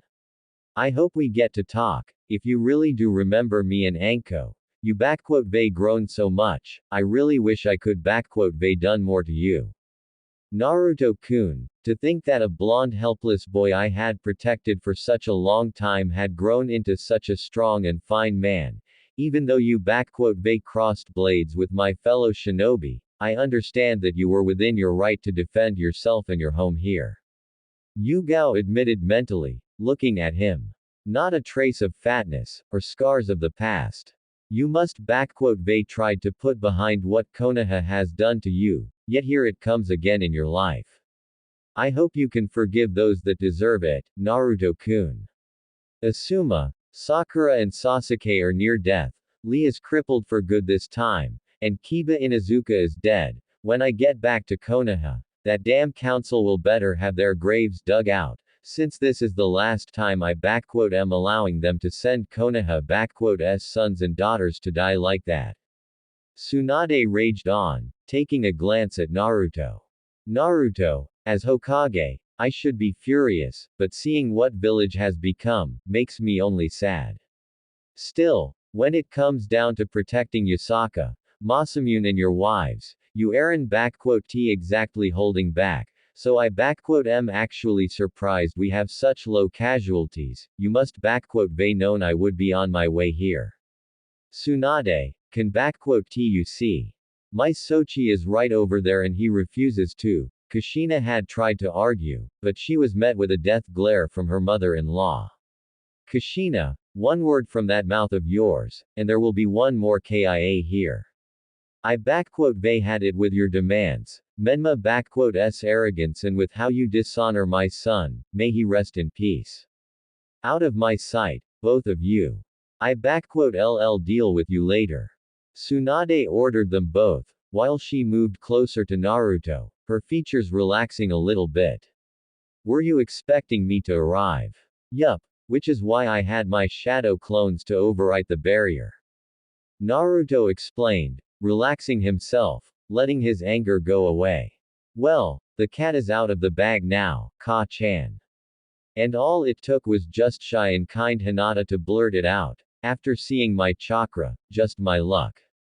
Hey, try and live with my luck, then tell me how it feels. Tsunade and Naruto shared a laugh at this one. How are Yusaka-chan and Masamune-kun? Are they healthy? Nothing is wrong. Did they have enough healthy food? And Tsunade immediately went into her Ba-chan mode, as Matabi and Naruto like to call it. Yes, they are fine and well. Kura-chan makes sure that they eat only the healthiest and freshest of foods and vegetables. She takes it more seriously than me, loving ramen. Naruto saw a smile appear on Tsunade's face. They are sleeping for now, but would you like to stay for the night? They will be happy to see you, and Yusaka especially has been missing her Ba-chan. We don't have enough room for all out here, but should have enough space for you, Kurenai, Anko, Karen and Guren, but others. They LL manage, don't worry, Naruto. And yeah, I LL stay for the night. Tsunade agreed. In fact, there is something I would like to discuss with you and your wives, Naruto-kun. I remember the deal and my promise I made to you all those years ago, but there is no sugar-coating something like that. I take it you have some kind of mission for me, Ka-chan. Naruto asked her. Yeah, and not just any kind of mission, Sochi. Tsunade said to him with a breath. I need you to come back to Konoha with me to save it. You sure Aaron sugar coating it, Ka-chan.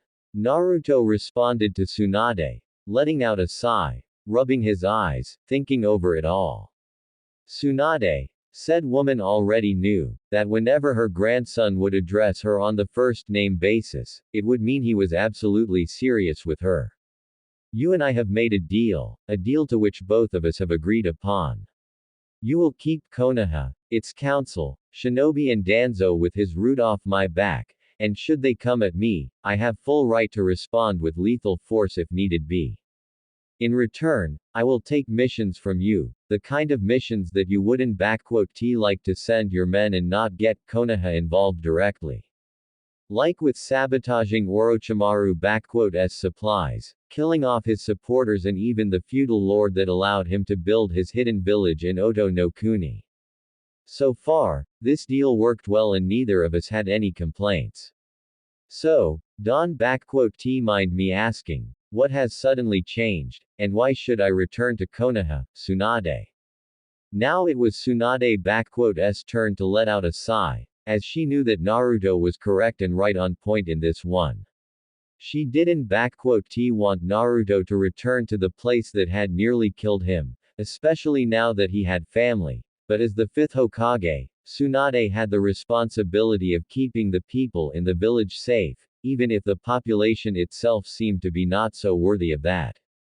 For this reason, 4 years ago, after the name of Hanzo Hattori became known worldwide, with Tsunade and Shizune knowing of his true identity, Tsunade decided to make a deal with Naruto. The deal was simple enough, yet in later years it has proven to be extremely valuable and even essential at some point for Konoha. Naruto would take on missions from Tsunade, via Katsuyu, to deal with threats for Konoha, while Tsunade in return will not only keep Konoha off his back, but also pay him money, good money. Naruto had every reason to turn it down, especially considering his hatred at the time for Konoha and its people, but, much to her own surprise and shock, Naruto accepted the deal. When she asked him why, he simply stated to Tsunade that, there are more dangerous and vile creatures and people than those that live in Konoha, like one still breathing and seething in Oto. If taking them out of the game means making this world a little better for others, I game. That statement, as well as the tone at which Naruto spoke about it and Konoha showed Tsunade just how much more mature and grown up he has become, along with the fact that while he has not let go of his hatred of Konoha, he didn't allow it to become his main living motivator and driving force. He may been resentful towards Konoha, but Naruto now understood, after Mizu, that there are people that only want to see the world burn for their own amusement, and the fact that many of them were eyeing up Konoha as their target, was merely a side effect. And that is how the deal worked, with Naruto hunting down people, organizations, Orochimaru's forces and other hidden enemies and taking them down, one by one, swiftly and mercilessly. He never took any contracts that meant harming other nations and their hidden villages, like with Kumo or Iwa, as Naruto would only deal with those threats that posed immediate danger not just to Konoha, but other nations as well. However, while the deal has ensured that Naruto would keep Konoha safe from its threats, that didn't mean he was on Konoha's side when it tried to play dirty and stab friends in the back. The mission in River Country is the prime example of what Naruto was ready to do if Konoha were to play the aggressor. 18 Chunin and 9 Jonin dead. All are battle-hardened veterans. All had survived the invasion of Suna and Oto and some were elite veterans of Third Shinobi War. And Naruto slaughtered them, having been asked by Gaara to guard him on his way to Iwa. And as a result, when those shinobi had tried to the cage, Naruto personally dealt with them. Tsunade has had a field day, trying to explain first to Fire Daimyo, then to River Daimyo, what a military-sized shinobi company was doing in River Country. Next was a backlash from Suna, which nearly led to next Shinobi War, and it was followed by Tsunade practically demolishing the Council of Konoha, as she learned how they were the ones to assign those shinobi to this mission, behind Tsunade's back in her knowledge, just like now. It seemed to them, like Tsunade was now nothing more than a figurehead, not even worthy of the role of a puppet, and that they could run Konoha as they pleased. Well, they picked the wrong Hokage to mess with, as Tsunade wasn't the third Hokage, but the fifth one, and she has had enough of seeing the village her whole family had defended, built and let grow, become nothing more but a blood vessel for all those leeches to form. No, Tsunade has had enough of Konoha's degradation and it was time to save it. When the forest grows to wild, a purging fire is inevitable and natural to happen, as Uncle Tobirama had once told her. And Tsunade's fire was Naruto. I remember our deal well, Naruto, and there is nothing wrong with it. However, even though your work has kept Konoha from being destroyed several times over, its end is still drawing near. And I mean not from the outside. Tsunade saw how Naruto picked this one up.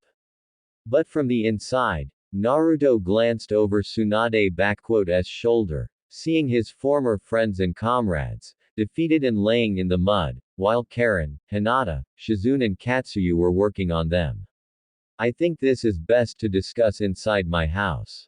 You can bring your guard with you, Ka-chan, but not any of the unwanted guests. They are free to stay here for the night, but if anyone tries to come inside the house without my say-so, then Kiba will have some company on his way to hell. Fine by me. Anko, Kurenai, you are with me. Guren, Yugao, take the defensive posts around here. Make sure that those idiots don't try anything stupid. Karen, Shizune, Hinata, once you are finished here, you are welcomed in as well. Tsunade commanded right ahead, with Kurenai and Anko all eager and glad to come along, while Yugao and Guren gave affirmative nods to this one. Hey, and what about us too? Naruto, Eren you going to invite us in? We are the closest people you got. Jiraiya shouted in indignation, as he and Kushina moved to intercept the pair. At least let us stay for the night. We been on the move for 2 full days from Konoha to here, crying out loud. Naruto-kun, I know that we started out on the wrong note, but if you can just let me talk to you, I am sure you will understand that I am. Kushina had tried to speak up, but Naruto didn't want to listen to either of the two. You they barged in on my private land, insulted me, my family and tried to force me to go with you, and now you want to come to my home for some tea and cakes. Had it not been for my real Ka-chan here, I would they sent you home in body bags. Naruto coldly stated, with Jiraiya fuming at what he said to him, which didn't escape Naruto. Fume and steam all you want, Jiraiya, but even your incomplete sage mode wouldn't have saved you. So, you know that it was sage mode, huh? Then, if you know about it, Gaki, you should also know just how much more power it gives people, right? Jiraiya asked in a low and threatening voice of Naruto, who merely nodded to it. I they already hit you with my Rasengan once here, so you should know of its awesome power. What would you, a banished shame of 4th Hokage, have to counter that? Senju hidden jutsu. Me gotta know whatever it was, huh? At a mere mention of it, Tsunade stiffened up and her eyes widened in shock. Naruto was going to use Migata no Gokui. If he were able to recreate that jutsu, then not even Jiraiya in a full sage mode would be able to stop Naruto, along with Kushina. Hell, even Madara Uchiha had struggled against it when Uncle Tobirama used it. Tsunade thought to herself, as she looked between Naruto and Jiraiya, with Naruto finally giving his answer. It was one option I was willing to use against you, old frog. Naruto simply said to him coldly. The second one, have you asked yourself, how was I able to teleport away on various distances, without any visible markers or kunai with marks like my father had used? That got both Jiraiya and Kushina thinking for a bit, before Kushina looked around the place for a bit, her careful eye examining the land around her, before she widened her eyes in shock and surprise. This is, Kushina turned to see her son, and noticed the smallest of smirks upon his lips. Sochi, how did you, even Minato-kun wasn't able to. He wasn't able to make it into the reality because he simply didn't have time to draw the needed ceiling inscriptions. My father was a genius when it came down to Fuinjutsu, and he already had the theory worked out, I only needed to make it into reality. Naruto simply stated, surprising Kushina. And it is Naruto-san or Naruto, Kushina, not Sochi. You long have lost the right to call me that way. Kushina, what are you two talking about? Jiraiya asked her. Of Minato-s last work in Fuinjutsu, Takamagahara. Kushina said in half-whisper, with Jiraiya not getting this one.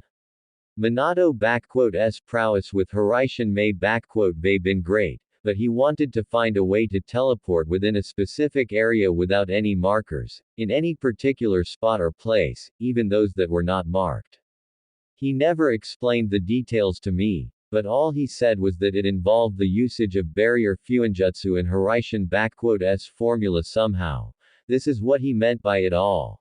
A barrier part for creating a covered area, while Hiraishin is to teleport anywhere within the said area. The complexity of combining the two completely separate seals is on an incredible level, and to make it work, Naruto, how did you do it? Trade secret, and like I said, father had done the entire job, I merely put it to practice. Naruto simply stated. You were well within Takamagahara, and I could easily killed you all within a time span of half a minute, considering that I had known where all of you were all the time. The single reason as to how you got a drop on me is because of my own carelessness and occupation with Sasuke. Next time, I make sure to target the most dangerous ones first. Naruto stated to both of them clearly. And I do not want to see you anywhere close to my home, so for your own health, stay away, or I will know about it. Naruto stated clearly to them both, as he, Tsunade, Kurenai and Anko moved right ahead to Naruto-s house. Wow, Yaki, not only did you get bigger, but it looks like you they grown some pretty big balls too along the way. Anko laughed, getting glares from both Kurenai and Tsunade, while Naruto simply chuckled at this one. Though, if I recall correctly, you were always ballsy like hell, even back in the good old days of your Chunin exams, remember? Yeah, though back then I was much dumber, shorter, wore a kill me orange jumpsuit, had little to no skill to speak of, and had the morticity of forgetting the sweet taste of good dango and my favorite hubby Nate-chan that introduced me to it. Naruto said with a smile to Anko, as she froze in place at hearing it all, while Naruto turned around to face her. I must admit, Nate-chan, how the hell you didn't kill me when you saw me in that orange monstrosity is beyond me. After all, wherein your words. If I ever catch you eating dango without me, pulling pranks without letting me know, or wearing orange, I am gonna string you up with my snakes biting off your balls, Gaki.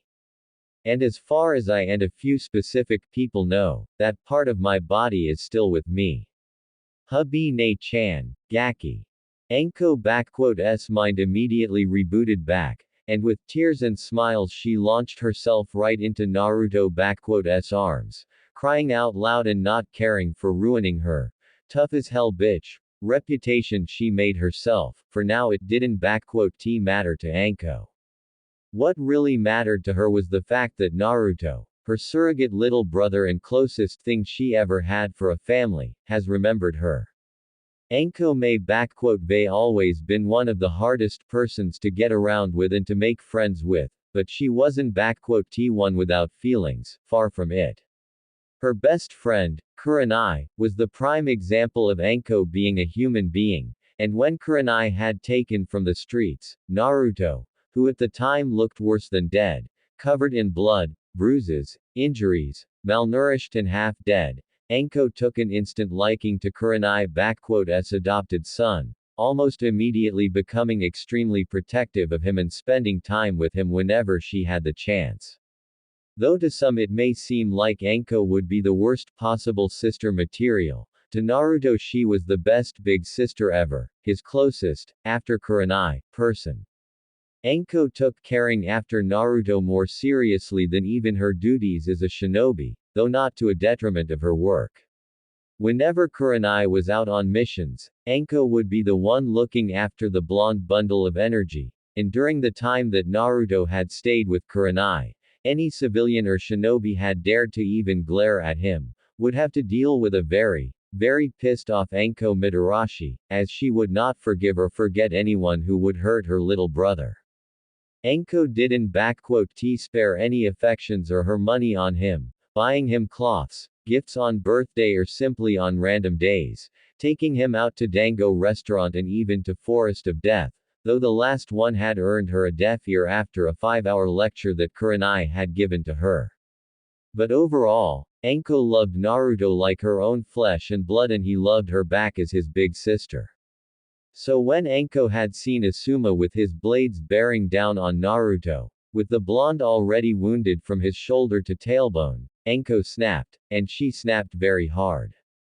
It was the only time that Anko had willingly activated the curse mark Orochimaru had given to her, and even though she swore never to use it, that time she didn't care about it. Her little brother was about to be killed by a bastard of a son of Hokage. Anko nearly killed Asuma back then, had she not been stopped by Anbu who appeared when Naruto suddenly flared up Kyuubi's chakra, a response in an effort of protecting his sister. And after that, it was a nightmare for Anko. Naruto's memories of Kurenai and Anko, along with this incident were sealed away. Asuma didn't get punished, and Anko was forced to keep quiet about Asuma's attempt at Naruto's life. Had she told Kurenai or anyone else about it, Hokage made it clear as day to her, that Anko would be sentenced to death, along with Kurenai. And so, Anko kept quiet, even when Kurenai and Asuma began dating, though she did try to dissuade her from it, but proved ineffective, as Kurenai herself was torn and broken after losing Naruto and sought comfort. Too bad it was comfort in the arms of the most despicable man in Konoha, in Enko's eyes. And as for Naruto, she and Kurenai had tried to look after him from afar, but they were given a clear glass order. Stay away from Naruto, or face the tribunal and death on charges of treason and putting the village in harm's way. The girls may they always been loyal, but that order, it took everything from both Kurenai and Enko not to betray the village and simply kidnap Naruto away from the place. Forced to see him grow up alone, no friends, hated and beaten by the village, and then thrown away like trash, Enko nearly defected from the village, only stopped by Kurenai who nearly killed herself from grief. She stayed only for her surrogate sister, and when Kushina returned and revealed to everyone the truth about Naruto and how she abandoned him, Enko and Kurenai had gone as far as to confront the wife of their deceased Hokage, lashing out and nearly killing her in the process. After the news of Naruto's death reached them, Enko and Kurenai had thought they were stabbed into hearts. They mourned his death for 2 long years and it was a living hell, being in Konoha and serving the people that had sent him to his death. It was only because of 5th Hokage's personal persuasion that the two didn't quit being shinobi, saying that Naruto wouldn't want them both to suffer because of him and that he would want them both to live if not for this village, then so that he wouldn't be forced to cry for them if they died because of him. It worked, and Enko with Kurenai stayed with shinobi, with Enko becoming a member of Hokage's personal honor guard, and Kurenai continuing on with her career.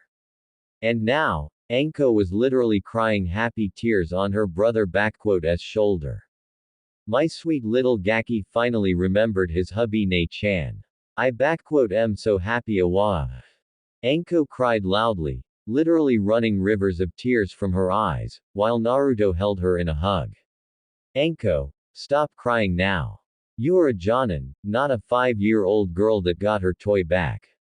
Tsunade admonished in a semi-serious way. I don't care.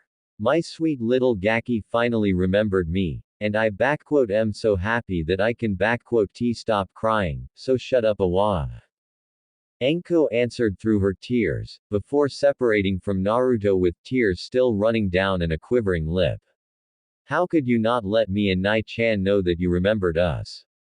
And why did you fake your death, you baka? Do you know how sad we both were? Don you love your Nai-chan. Enko demanded to know through her tears, with Tsunade having sweat dropped at this one, while Kurenai simply chuckled at this one, but she herself was silently crying out of happiness. And no, of course I love you and Kurenai Oni-chan very much, but, okay, how about this? I treat you to free dango for the rest of your life, plus you get to meet your niece and nephew. Plus I tell you how I managed to pull that one prank on Anbu on your birthday, as an apology. If Naruto had learned anything about taming a wild Enko Mitarashi, then it that you need to remember 4 things. Dango, family, free of charge and pranks. Enko's mind immediately caught on to the key words heard in the sentence and her tears instantly ceased and she grinned in her usual way and immediately agreed. Deal, you are forgiven. Enko instantly declared, before her mind caught on to something. Wait, niece, nephew, both her and Kurenai's eyes widened to the size of the saucers at the realization of what they heard. Naruto-kun, you mean, you have KK kids? Kurenai asked in a shocked way, with Naruto nodding to this. Yes, I do. Yusaka and Masamune, a girl of 4 and a boy of 3, born from the 2 out 3 wives I love. And both are eager to meet you too. Naruto said with a smile to them. Awa. My little Gaki has lost his V-card and even has his own 2 little Gaki. Why I wasn't there and wait a flipping second, wives. Enko shouted out loud, nearly making Naruto deaf at this one. Naruto, A is in, more than one. Kurenai asked herself, with Naruto slowly nodding at this one, before Kurenai blinked at this one, processing it. I don't backquote t even know. I know that polygamy is not prohibited, but to have 3 wives, Naruto, maybe we should have a talk about. Ha! I bloody knew it. Anko shouted out proudly. I knew that no girl would be enough for you, but to get 3 wives, oh ho, Yaki, I need the details, and I want them now. Anko demanded of him. Did they take turns with you, or do you prefer to do it all at one time? Did they have preferred positions, or like to alternate? Did they also do each other while you are? Anko*'s mind was already running wild with thoughts and images, but Naruto stopped her. Anko, no offense, but you are starting to sound like Jiraiya. Anko immediately stopped for a second in her ramblings, before huffing. Hey, can ta big sis show interest in her little brother*'s private activities? She asked him innocently, before a wicked smile came upon her face. And you know, your big, sexy and beautiful big sister wouldn't mind teaching you and your girls a couple of special moves in the art of extreme close horizontal taijutsu. Naruto, even with all the built-in self-control, couldn't contain the blush. Oh, looks like you are interested. Lady Tsunade, if you do not mind me asking, why did you allow Naruto to marry 3 girls at the same time? Kurenai asked Tsunade. While Naruto was dealing with Anko, with Sanin turning her head to Kurenai in surprise. Was there a reason I shouldn't have? I mean, sure, it's not a very common practice and most people nowadays don't like to see this type of relationship and I was pretty confused myself at first, but it's nothing too wrong for my eye. If anything, our former blonde Gaki here can be too much of a hassle to contain for just one girl, and with his 3 wives, I know he is in very good and loving hands. Tsunade simply stated. What made you think I was against it, Kurenai? Well, I mean, I thought that, given your experience and age, I would assume you were more of a traditional type of woman and. Yuahi, I just heard a comment about my real age, didn't ti. And what is this about, traditional type of woman, stuff? Are you implying that I am a wrinkled old crone, like that dust bag Kaharu? Tsunade unleashes a large amount of ki, making Kurenai immediately pale and scared for her life. No, of course not, Lady Tsunade. You are a woman at the peak of her beauty and spirit. I just meant that. Kurenai began to respond in panic, before Tsunade spoke up again. Forget it. Come on, I been on the move all day and I haven't even eaten yet. And I really want to see my cute little grandkids, so move it. Tsunade commanded the entire group, as she led the way to the house, with Anko separating from Naruto, who now was closer to Kurenai, speaking up to her. Anyway, I can apologize to you for what I did, Oni-chan. Naruto asked her calmly, with Kurenai simply coming closer to him and hugging him tightly. Now you are forgiven, Naru-kun. Kurenai said to him, feeling her surrogate son, little brother hugging her tightly. How you grown, you were such a cute little boy, and now, Naru-kun, forgive me, Hey, it's alright, Oni-chan. I know, and I understand what you and Anko-ne-chan had to go through. I only wish that I was there for both of you, Naruto simply said with sadness in his voice, with Kurenai smiling at him, before separating from him. Looks like I LL have to work on Gatatsu more. Should gone for the heart to be certain, Naruto admonished himself. I am sure you LL have your chance, but I would prefer to get my own swing at that bastard s neck. Kurenai joked a little, with Naruto chuckling. Naruto, about Tsunade***'s proposal, do you at least consider it? I know and understand how much Konoha has hurt you, but there really are people that miss you dearly. Uruka, Konohamaru, Shizune, Yugao, Tuki and Ayame, not to mention Lady Hokage, me and Anko. All of us miss you deeply. Oni-chan, while I resent everything there is in Konoha and hate it, There was a time that hatred for it nearly cost me all that I had. Naruto shuddered at mentioning the time when he was too deep in his own hatred. Am willing to listen to Ka-chan and what she has in mind, and maybe LL even go with her. They had over 7 years to grow up and learn to put aside anger and fury for the betterment of mission and others. However, what I am really worried about is not me, but my family. You know how cruel and horrible that place can be, Oni-chan, and do you think that I want my children and my beloved wives to be there, among wolves, vipers and hawks, all eyeing them up in hopes of striking at them? I see where you are coming from, Naru-kun. Kurenai understood him well. Don T worry, Sochi, they got that front covered for you. Tsunade said to Naruto, as they were beginning to approach the house, with Naruto up his brow. Should you accept my proposal, you and your entire family will not be considered as part of Konoha, no. Rather, you will be considered as personal help, sent to us by Fire Daimyo. And if you, kids or your wives were to be attacked, harassed or in any other way harmed, you will be in full right to execute those that harmed you in any way. No worries about paperwork, they got it covered for you. All I need is your signature and all is done. You know that I will ask you, how the hell did you get the Fire Daimyo to agree to this? I know that the previous daimyo owed you for helping to deliver his daughter, the current daimyo, but even so, I doubt there is a way she would agree with this one. Naruto admitted. The truth of the matter is that our current daimyo is actually in pretty bad mood because of Konoha and how it has been handling itself. Specifically, she is in a very foul mood for the council and wishes to deal with the corruption and villainy as soon as possible.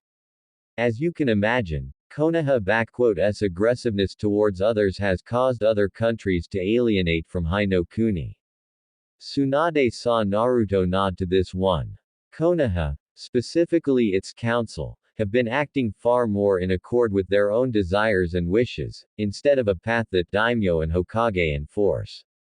As you can surmise, such disrespect and avid independence in actions can be seen as a sign of rebellion, which could possibly grow into a civil war within Hi-no-Kuni, plunging the country into chaos and allowing other countries to invade.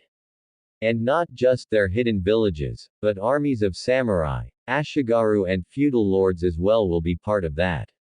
An all-out war, Naruto grimly stated, understanding very well the consequences of Konoha's actions. Hi-no-Kuni would be divided into two camps, fighting each other, while other countries invade and destroy the weakened sides, claiming the land, people, resources and everything in between for themselves.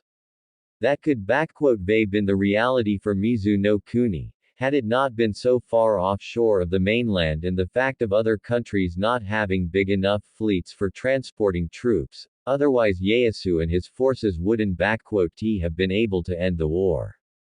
Glad to see that you two understand what is at stake.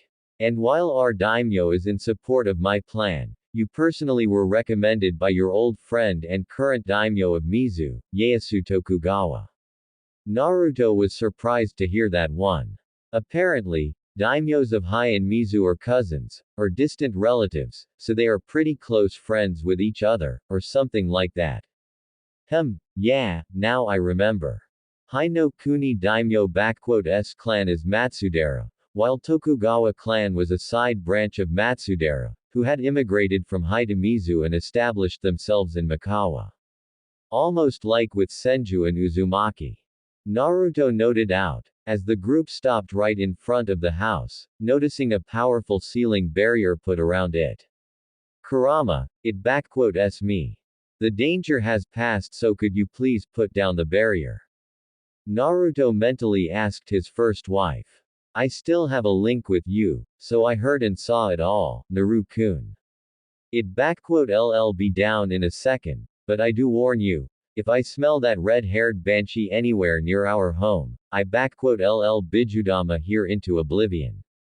Kurama mentally responded to her husband, with the barrier going down instantly.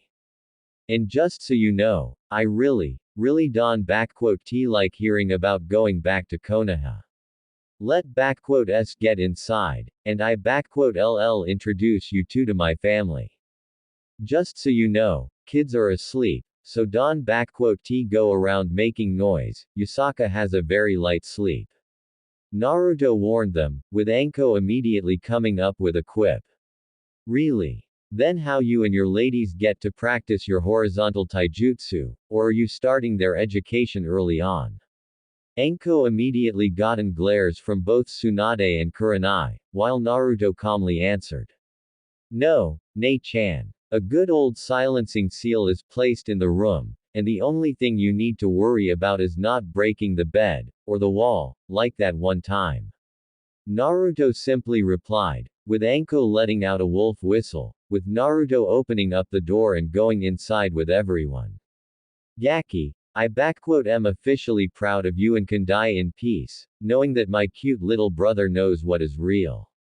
By the way, was it angry, or were you two just so fired up that you couldn't keep till getting into bed? Anko honestly asked him, ignoring the glares. Not exactly, more of a heat of the motion, if you wonder. Naruto only replied, with Anko giving him a thumbs up, as she and other ladies entered the house, with Kurama, Yugito and Matabi already waiting for them, with Kurenai and Anko eyeing them up with curiosity. So, they are Naruto love wives, Kurenai corrected herself, looking curiously at each of them. The redhead seems to be the oldest of them, and she looks a lot like Mito Uzumaki, maybe an Uzumaki by blood. She seems kind enough, but there that air of power and dignity around her, yet when she looks at Naruto, all I see is deep love and devotion. The blonde girl is also older than Naruto, but she definitely a kunoichi, with years of experience and a strong one at that. One hand is near the holster, and the other one is seemingly away from weapons, but she could be ready to cast up one-handed signs. She must be a protective type. And the last one, she seems like a wild tigress, ready to pounce and tear me apart from that look. Yet one glance at Naruto, and she seems like a domesticated cat, waiting for the master to pet her. What an interesting little harem you made yourself, Naru-kun. Well, so this is Naru-kun ladies, huh? Anko looked with a not-so-hidden curiosity and sultry smirk. So, the redhead here seems to be the type for more traditional and one-on-one type of action, but you never really know with redheads. Plus it always the quiet ones that are the most wicked in bed, and I can bet she packing quite the set underneath that kimono.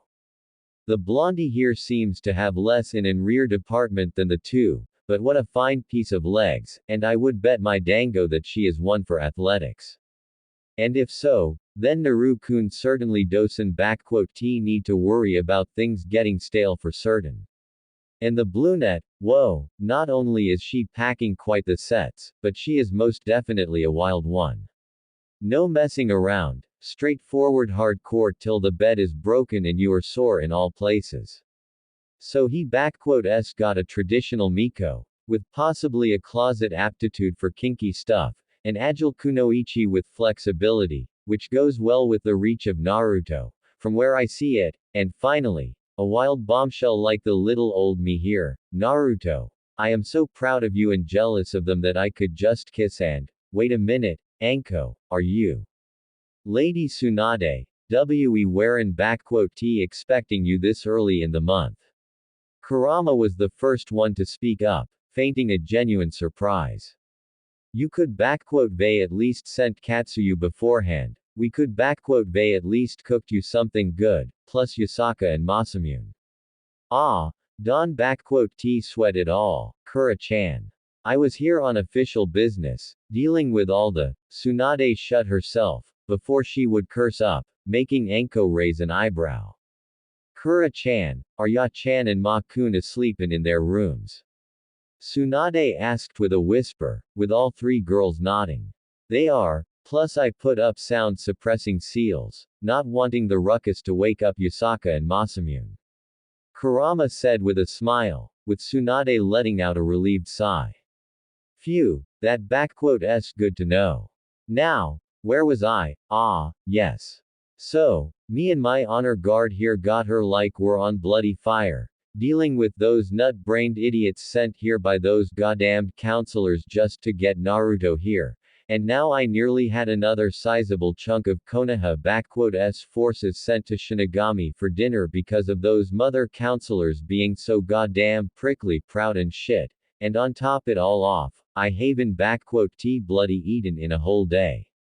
Tsunade let it all out in one go, shouting, before catching his breath, with Kurama, Yugito and Matabi just standing there unfazed, while Kurenai and Anko looked surprised. Ah, I needed that. Sorry about it, girls. Nah, it's alright. Compared to when Kurenai-chan gets all hot and angry about stuff, you are pretty manageable and easy to handle.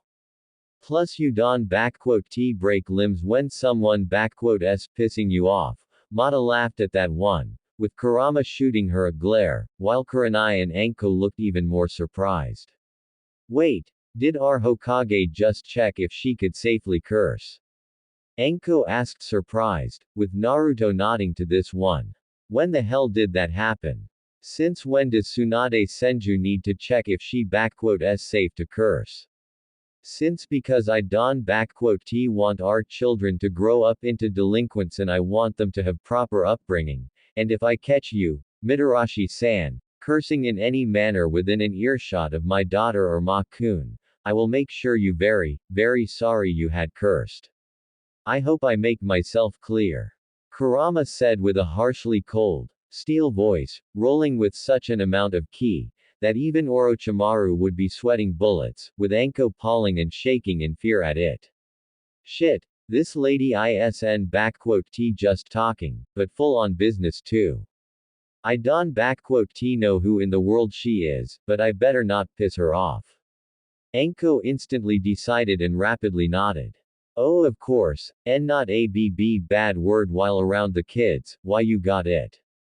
I am generally great with kids, never say a bad word while near m. Well, on this one, I can actually vouch for her. Anko can be loud, full-mouthed, has manners worse than a sailor, but with kids, she the most trustworthy person you can find. I would know, since I left Naru-kun with her more times than I can count, not that I didn't care about him. Kurenai immediately realized the form of what she said and wanted to clarify it, but Yugito stopped her. We know, Kurenai-san, and all three of us here would like to thank you too for taking care of our husband here for us. Yugito, Kurama and Matabi bowed before the two girls. We are in your debt and very grateful to you for being there for our Naruto-kun. Both Anko and Kurenai looked stunned, before looking at Naruto for a second. Don't worry, they know all the truth and everything, including about the Kyuubi and me. On this one Naruto lied to both of his sisters, while Kurama mentally chuckled through their link. I they got no secrets from my family, and we trust each other. Yeah, we know all about Naru-kun big bad foxy sitting in his stomach. Matabi said easily, waving it off. Oh, we didn't even introduce ourselves to ya. Sorry about that. I am Matabi, or Mata, if you like for friends, but you are totally a family, so call me Mata-chan. The beautiful blondie, besides Naru-kun here, is Yugito, Naru-kun second wife and my bestie, alongside Kura-chan. It is a pleasure to make your acquaintance. I heard many good things about you from Naruto-kun, and I am happy to be able to meet his big sisters.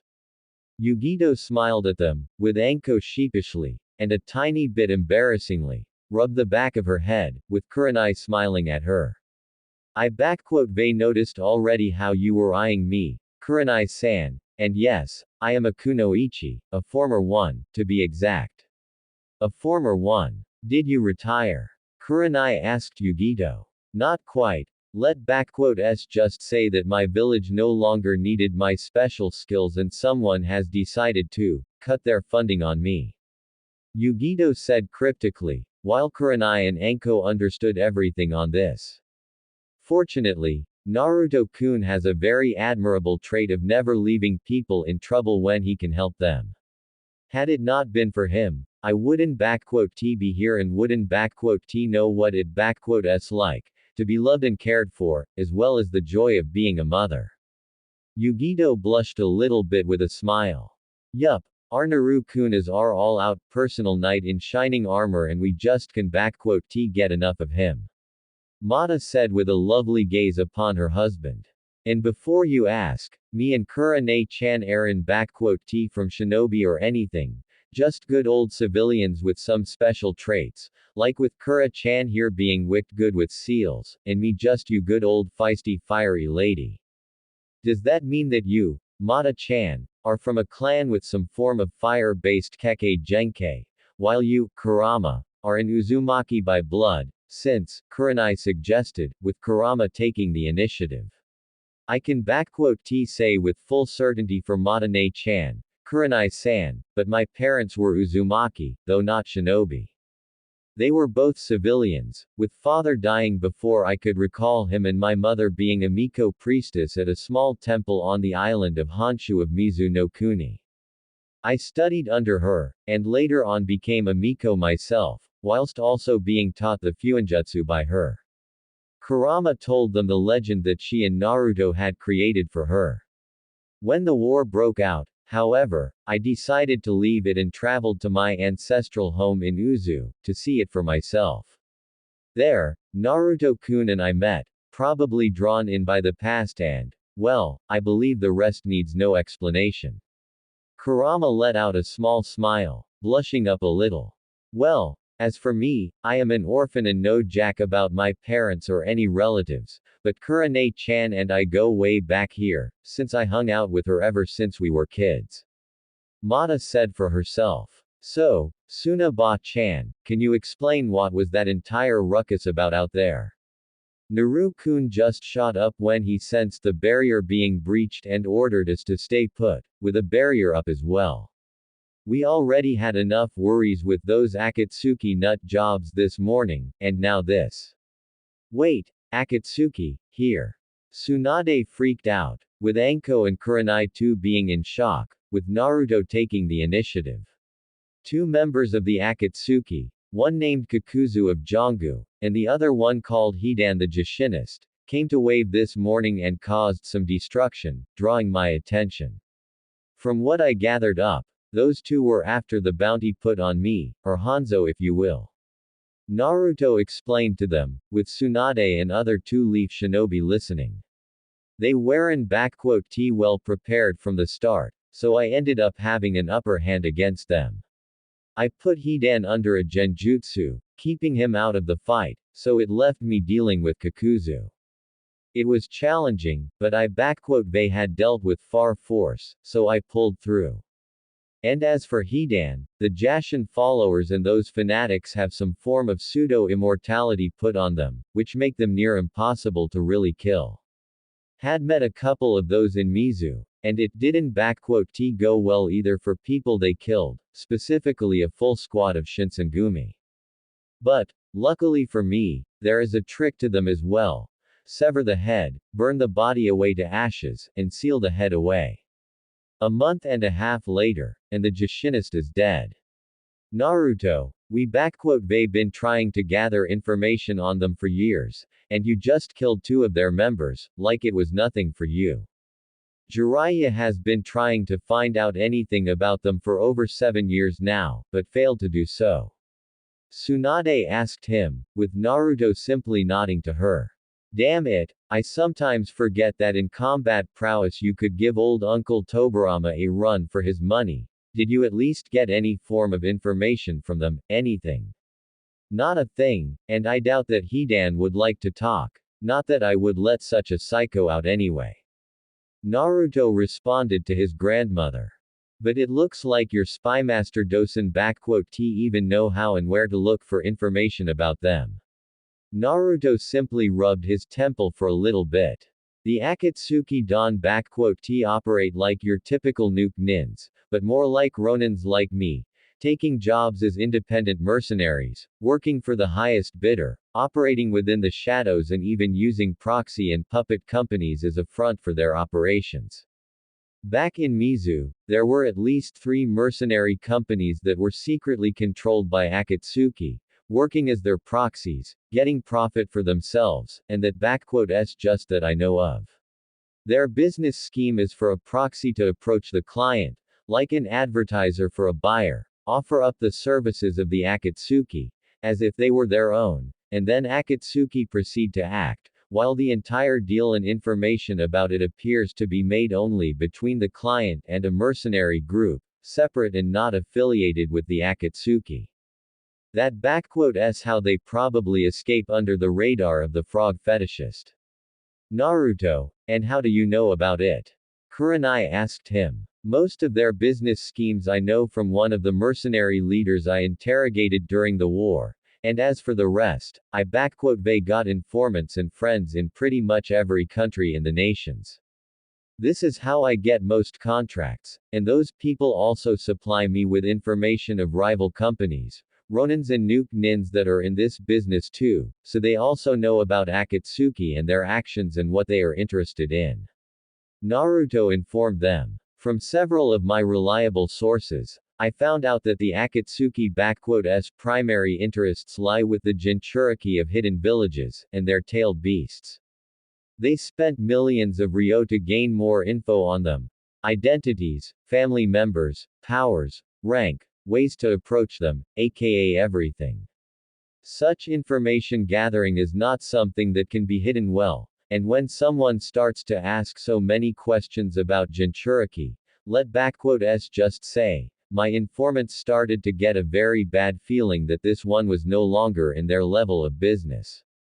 With the amount of data they were gathering, I can tell that they were really after capturing the tailed beasts, and they could gone at them at least 3 years ago, but there was a sudden and emergency change of plans on their part, due to the sudden death of Sanbi, and later on, the death of Gobi. All done by yours truly, though I don't understand or get it, why would the deaths of 2-tailed beasts put a stop to them? This is far more than we gathered on them in 7 years. When I get back to the village, this information will be put to good use. Tsunade was already determined, before remembering why she was here. Anyway, girls, there is a reason as to why I am also here, and it would be best if I told you all about it. May we sit? Everyone got into their seats and Tsunade finally began to reveal why she was here and what she really wanted from Naruto. 20 minutes later. Tsunade had concluded her tale and talk, telling Naruto, Enko and Kurenai, along with Naruto-s wives, what kind of mission she had in her mind for Naruto and what she was planning.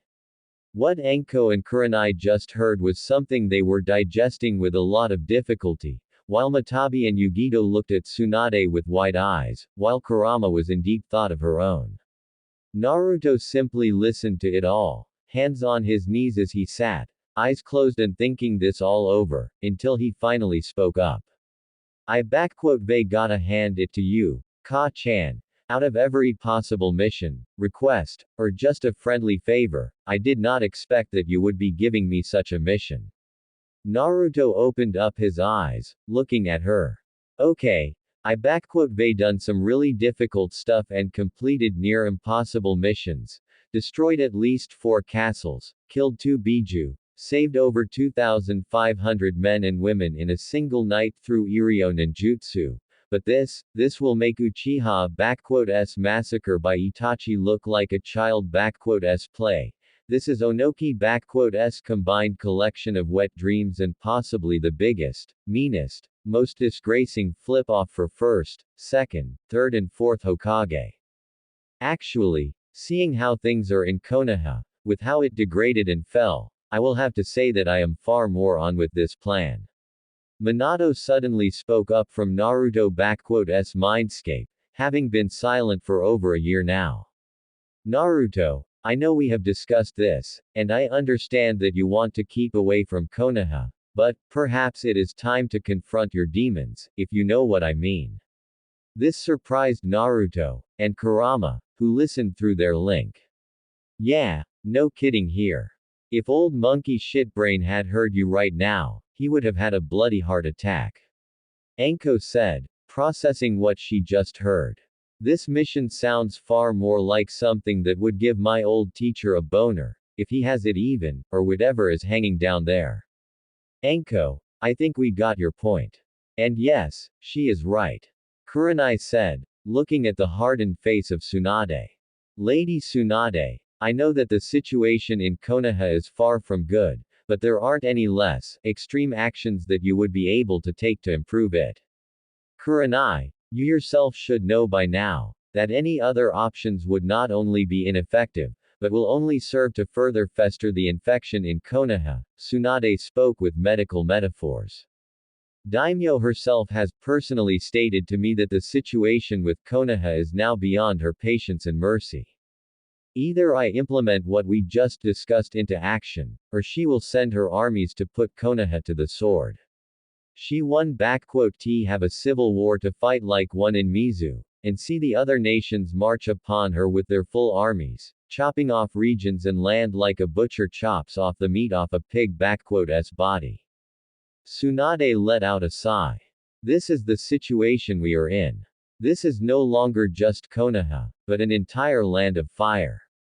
Either we do this, or the entirety of the country ends up being nothing more but a note in history books.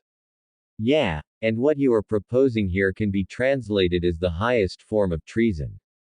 Yugito spoke up. Me, Matabi, Kurama and Naruto here hold no loyalties for your village, Tsunade, and you know it, but, what you are proposing, if other villages catch wind of this, a new shinobi war will be on the horizon for you. I know, Tsunade simply stated to them with sorrow. They fought in two of them, and even back then, Konoha had won every time due to its sacrificing something or someone, completely ignoring what True Will of Fire stated. Uncle Tobarama, clans of Senju, Uzumaki, hundreds of shinobi and more, am sick and tired of this way of sacrificing fine men and women on the pedestal of Konoha, like some savages. Besides that, when compared to an all-out civil war, shinobi wars were always a far more contained sorts of conflicts. Battles were fought far away from the civilian-populated areas. Daimyos, feudal lords and other politically significant persons were kept out of it. People of the country itself almost never even noticed the battles or wars. In fact, the most destructive and costly of them all was the Second Shinobi World War, with the majority of all the action taken in Aim no Kuni, all because Hanzo has declared it a battle zone in its entirety, which has led to deaths of thousands of civilians and shinobi alike, the only instance in shinobi world wars. Naruto summarized, as he opened his eyes. But the kind of war that Ka-chan speaks about here, this kind of war makes the Shinobi World War look like a little skirmish on the borders, a contained small experiment between the nations, a show of their force in a controlled manner. But civil war, it is an uncontrollable chaos made into reality, where civilians die not in dozens or tens, but in tens of thousands daily. Former friends become enemies in a single night, and there is no trust in one another, just battles, fighting and death. You don't know if you LLC the next day or not, or if your partner stab you in the back, being an undercover agent or a traitor. I may not seen your shinobi world wars, but I will take any of them over what has happened in Mizu. Naruto stated with grim confidence and knowledge. Was it that bad out there? Anko asked him, having heard only rumors regarding the entire event, but she believed that they were exaggerated. I heard some very upsetting things happened there, but, it couldn't have been that bad, could it? No, Anko, it was worse. Naruto simply stated to her, shocking Anko, as she saw in his eyes clear flashes of nightmares that plagued Naruto's mind at night, while he sighed and spoke up again. When all is considered, what Ka-chan is proposing is the lesser of two evils, of three even. Naruto stated simply. So, Naruto, does that mean that you will accept this mission? Tsunade asked him, with Naruto responding. You know, had it simply been about me, I would gladly taken this mission. Hell, just thinking about it makes me kinda giddy.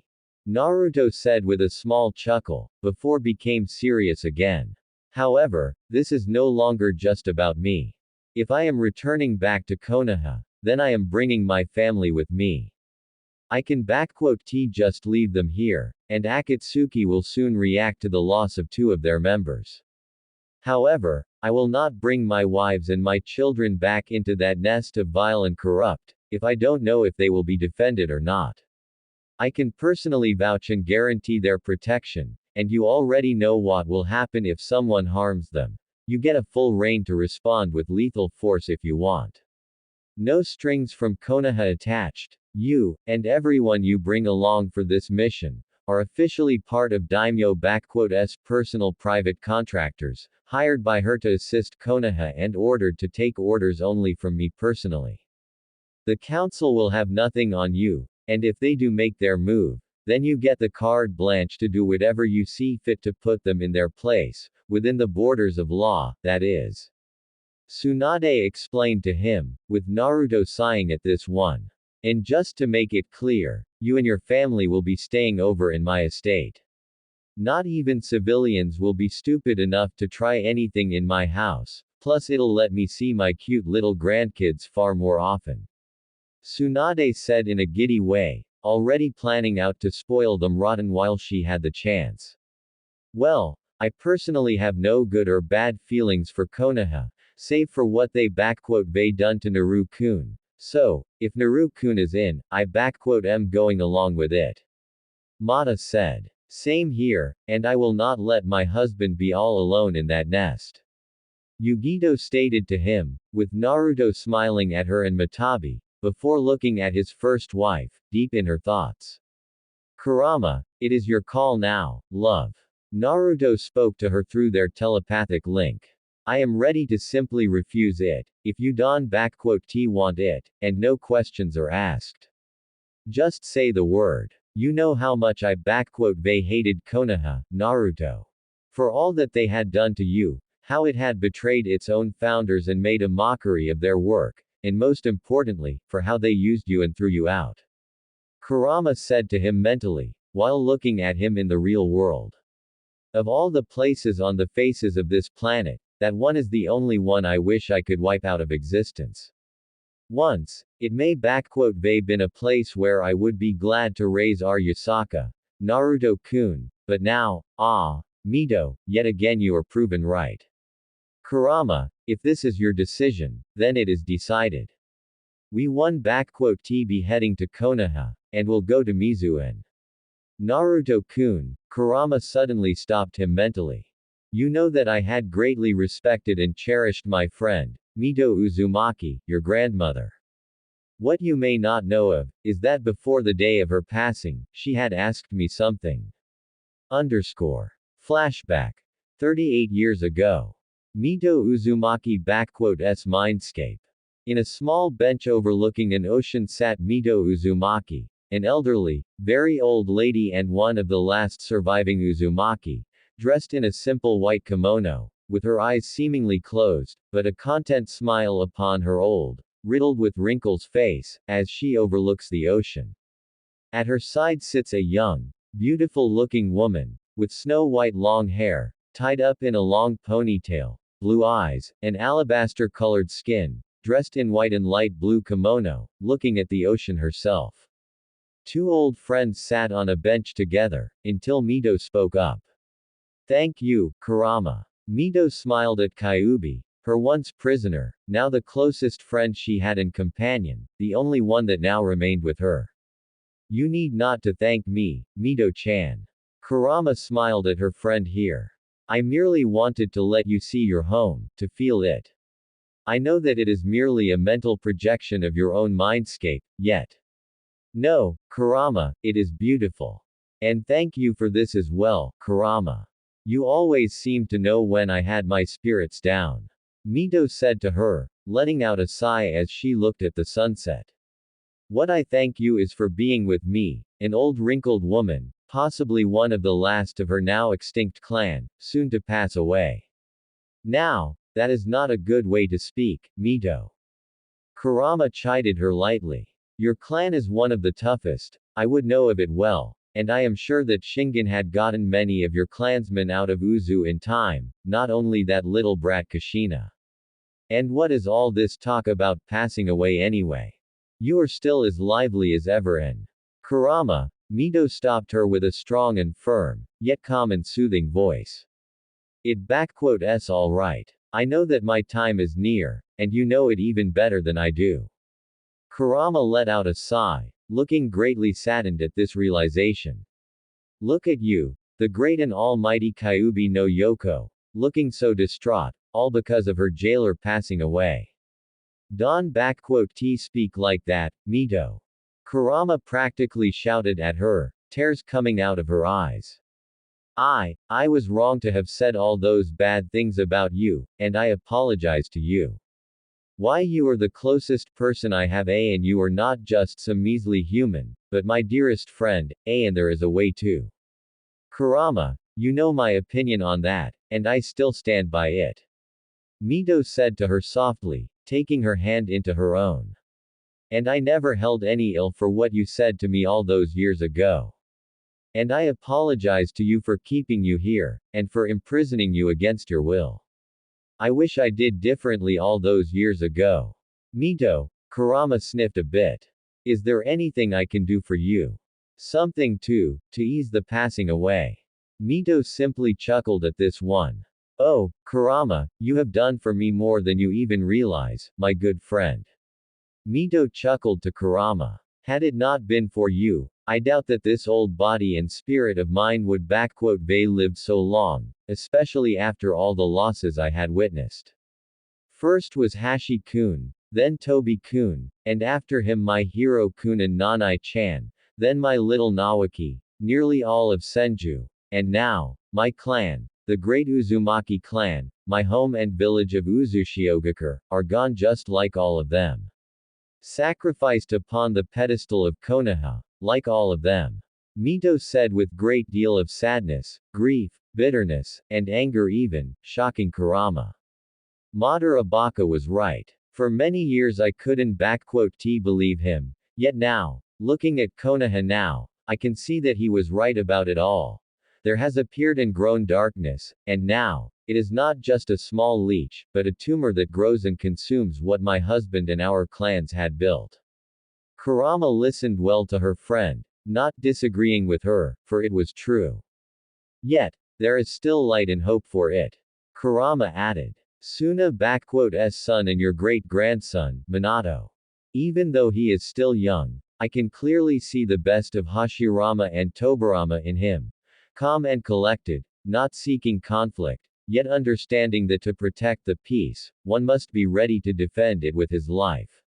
I am sure he will lead the village out of these turbulent tides and into calmer waters. Yes, he has what it takes to be a worthy Hokage, yet I fear that this village may no longer be worthy of a true Hokage. Mito let out what she truly thought. Hiruzen-s ideals of peace and pacifism may be good, but how he had seen them implemented had corrupted this village. His peace, it is not the peace that Hashi-kun wanted. It is an apathy, negligence and inability to stand for peace when it matters the most, and it is this apathy that gave way to corruption. And at the other end is Danzo, with his ideas of truly strong hidden village. He may think himself smarter and greater than Hiruzen, yet he is the same fool as Saru. Cold and brute force without any emotions and focused in the hands of one man for his own ambitions will not bring strength to the village, but will only get it destroyed. Tobi-kun knew it well, very well, yet he failed to teach them both about it. And in the end, we have a man that is blinded by the light of so-called peace, and another one so deep in the darkness that he no longer sees shadows of light, and in between them grew the Konoha I now know, yet not recognized from before.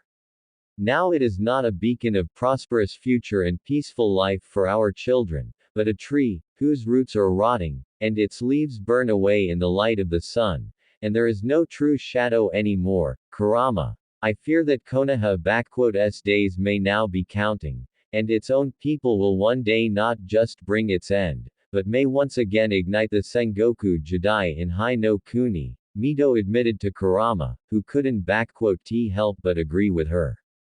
Minato-kun, I truly hope that you save the leaves and roots of our great tree, Kurama. You have been my greatest friend and companion, one that I will always be most grateful for knowing. The feeling is mutual and even greater, Mito-chan. Kurama bowed to her a little. I know it is not my place to ask anything of you, but do not say it like that, Mito. If there is anything I can do, just ask me. Kurama wanted to ease the last hours for her dearest friend and was ready to do anything. Thank you, Kurama. Mito smiled at her with tears. I wish to ask you for a favor. Should there ever come a time when Konoha has shed all of its ways and teachings of its founders, I wish for you, the one that has been here in Konoha since its true days, to save the village from itself. Save it from itself. Mito, if what you are thinking is true, then, are you sure? Kurama asked her, knowing of her thoughts through their link. To go this far, would Hashirama and Tobarama approve of this? Hashi-kun would not. He would seek to return the village to its beginnings through more peaceful means, yet I fear that by that time, all of his words would fall upon deaf ears. Even so, he would understand the need for doing this. When a garden is left unattended, the weeds and wildness takes over, destroying it and turning once a haven of peace and calm into a residence of vile and corrupt. Mito let out a sigh, gazing out in the ocean. If it comes to such a garden may become a threat to the fields of crops, take away the precious bread that people eat. And before it must happen, the garden must be returned to its beginnings, and there are no half measures for this, Kurama. I know that when I pass away, Kushina shall take my place. Poor thing, her mind is already plagued by the council and their warnings of you, as well as Hiruzen-s blinded ideals. I wish she had listened to me, but, call it intuition, but I believe that one day, you may find a host that shall be able to save Konoha and return itself to what it once was, and I wish for you to guide him, Kurama. Will you oblige this feeble old lonely lady with this last request? Mito asked Kurama, who listened to her, before letting out a defeated sigh and speaking up. You just had to play this old tune, didn't you, Mito-chan? Kurama looked up to her. Very well. On my word and upon the memory of Rakuto Sennin, my father, I swear to complete your final request, Mito Uzumaki. And I do really hope that the host after that foolish girl will be at least half as good as you. Mito simply chuckled at this one. I wouldn't know, Kura-chan. Who knows, it may happen to be a cute-looking boy next time for you. You may even find yourself in love with him before you know it. Mito joked a little, looking at a flustered face of her closest friend Kyubi. So friends, this was episode 2 of this intense alternate universe adventure. If you enjoyed it and want episode 3 soon, make sure to like, share, and subscribe to the channel. Also comment down your thoughts. Do you think Naruto will choose revenge, justice, or a completely different path after learning the full truth? I'll see you in the next episode.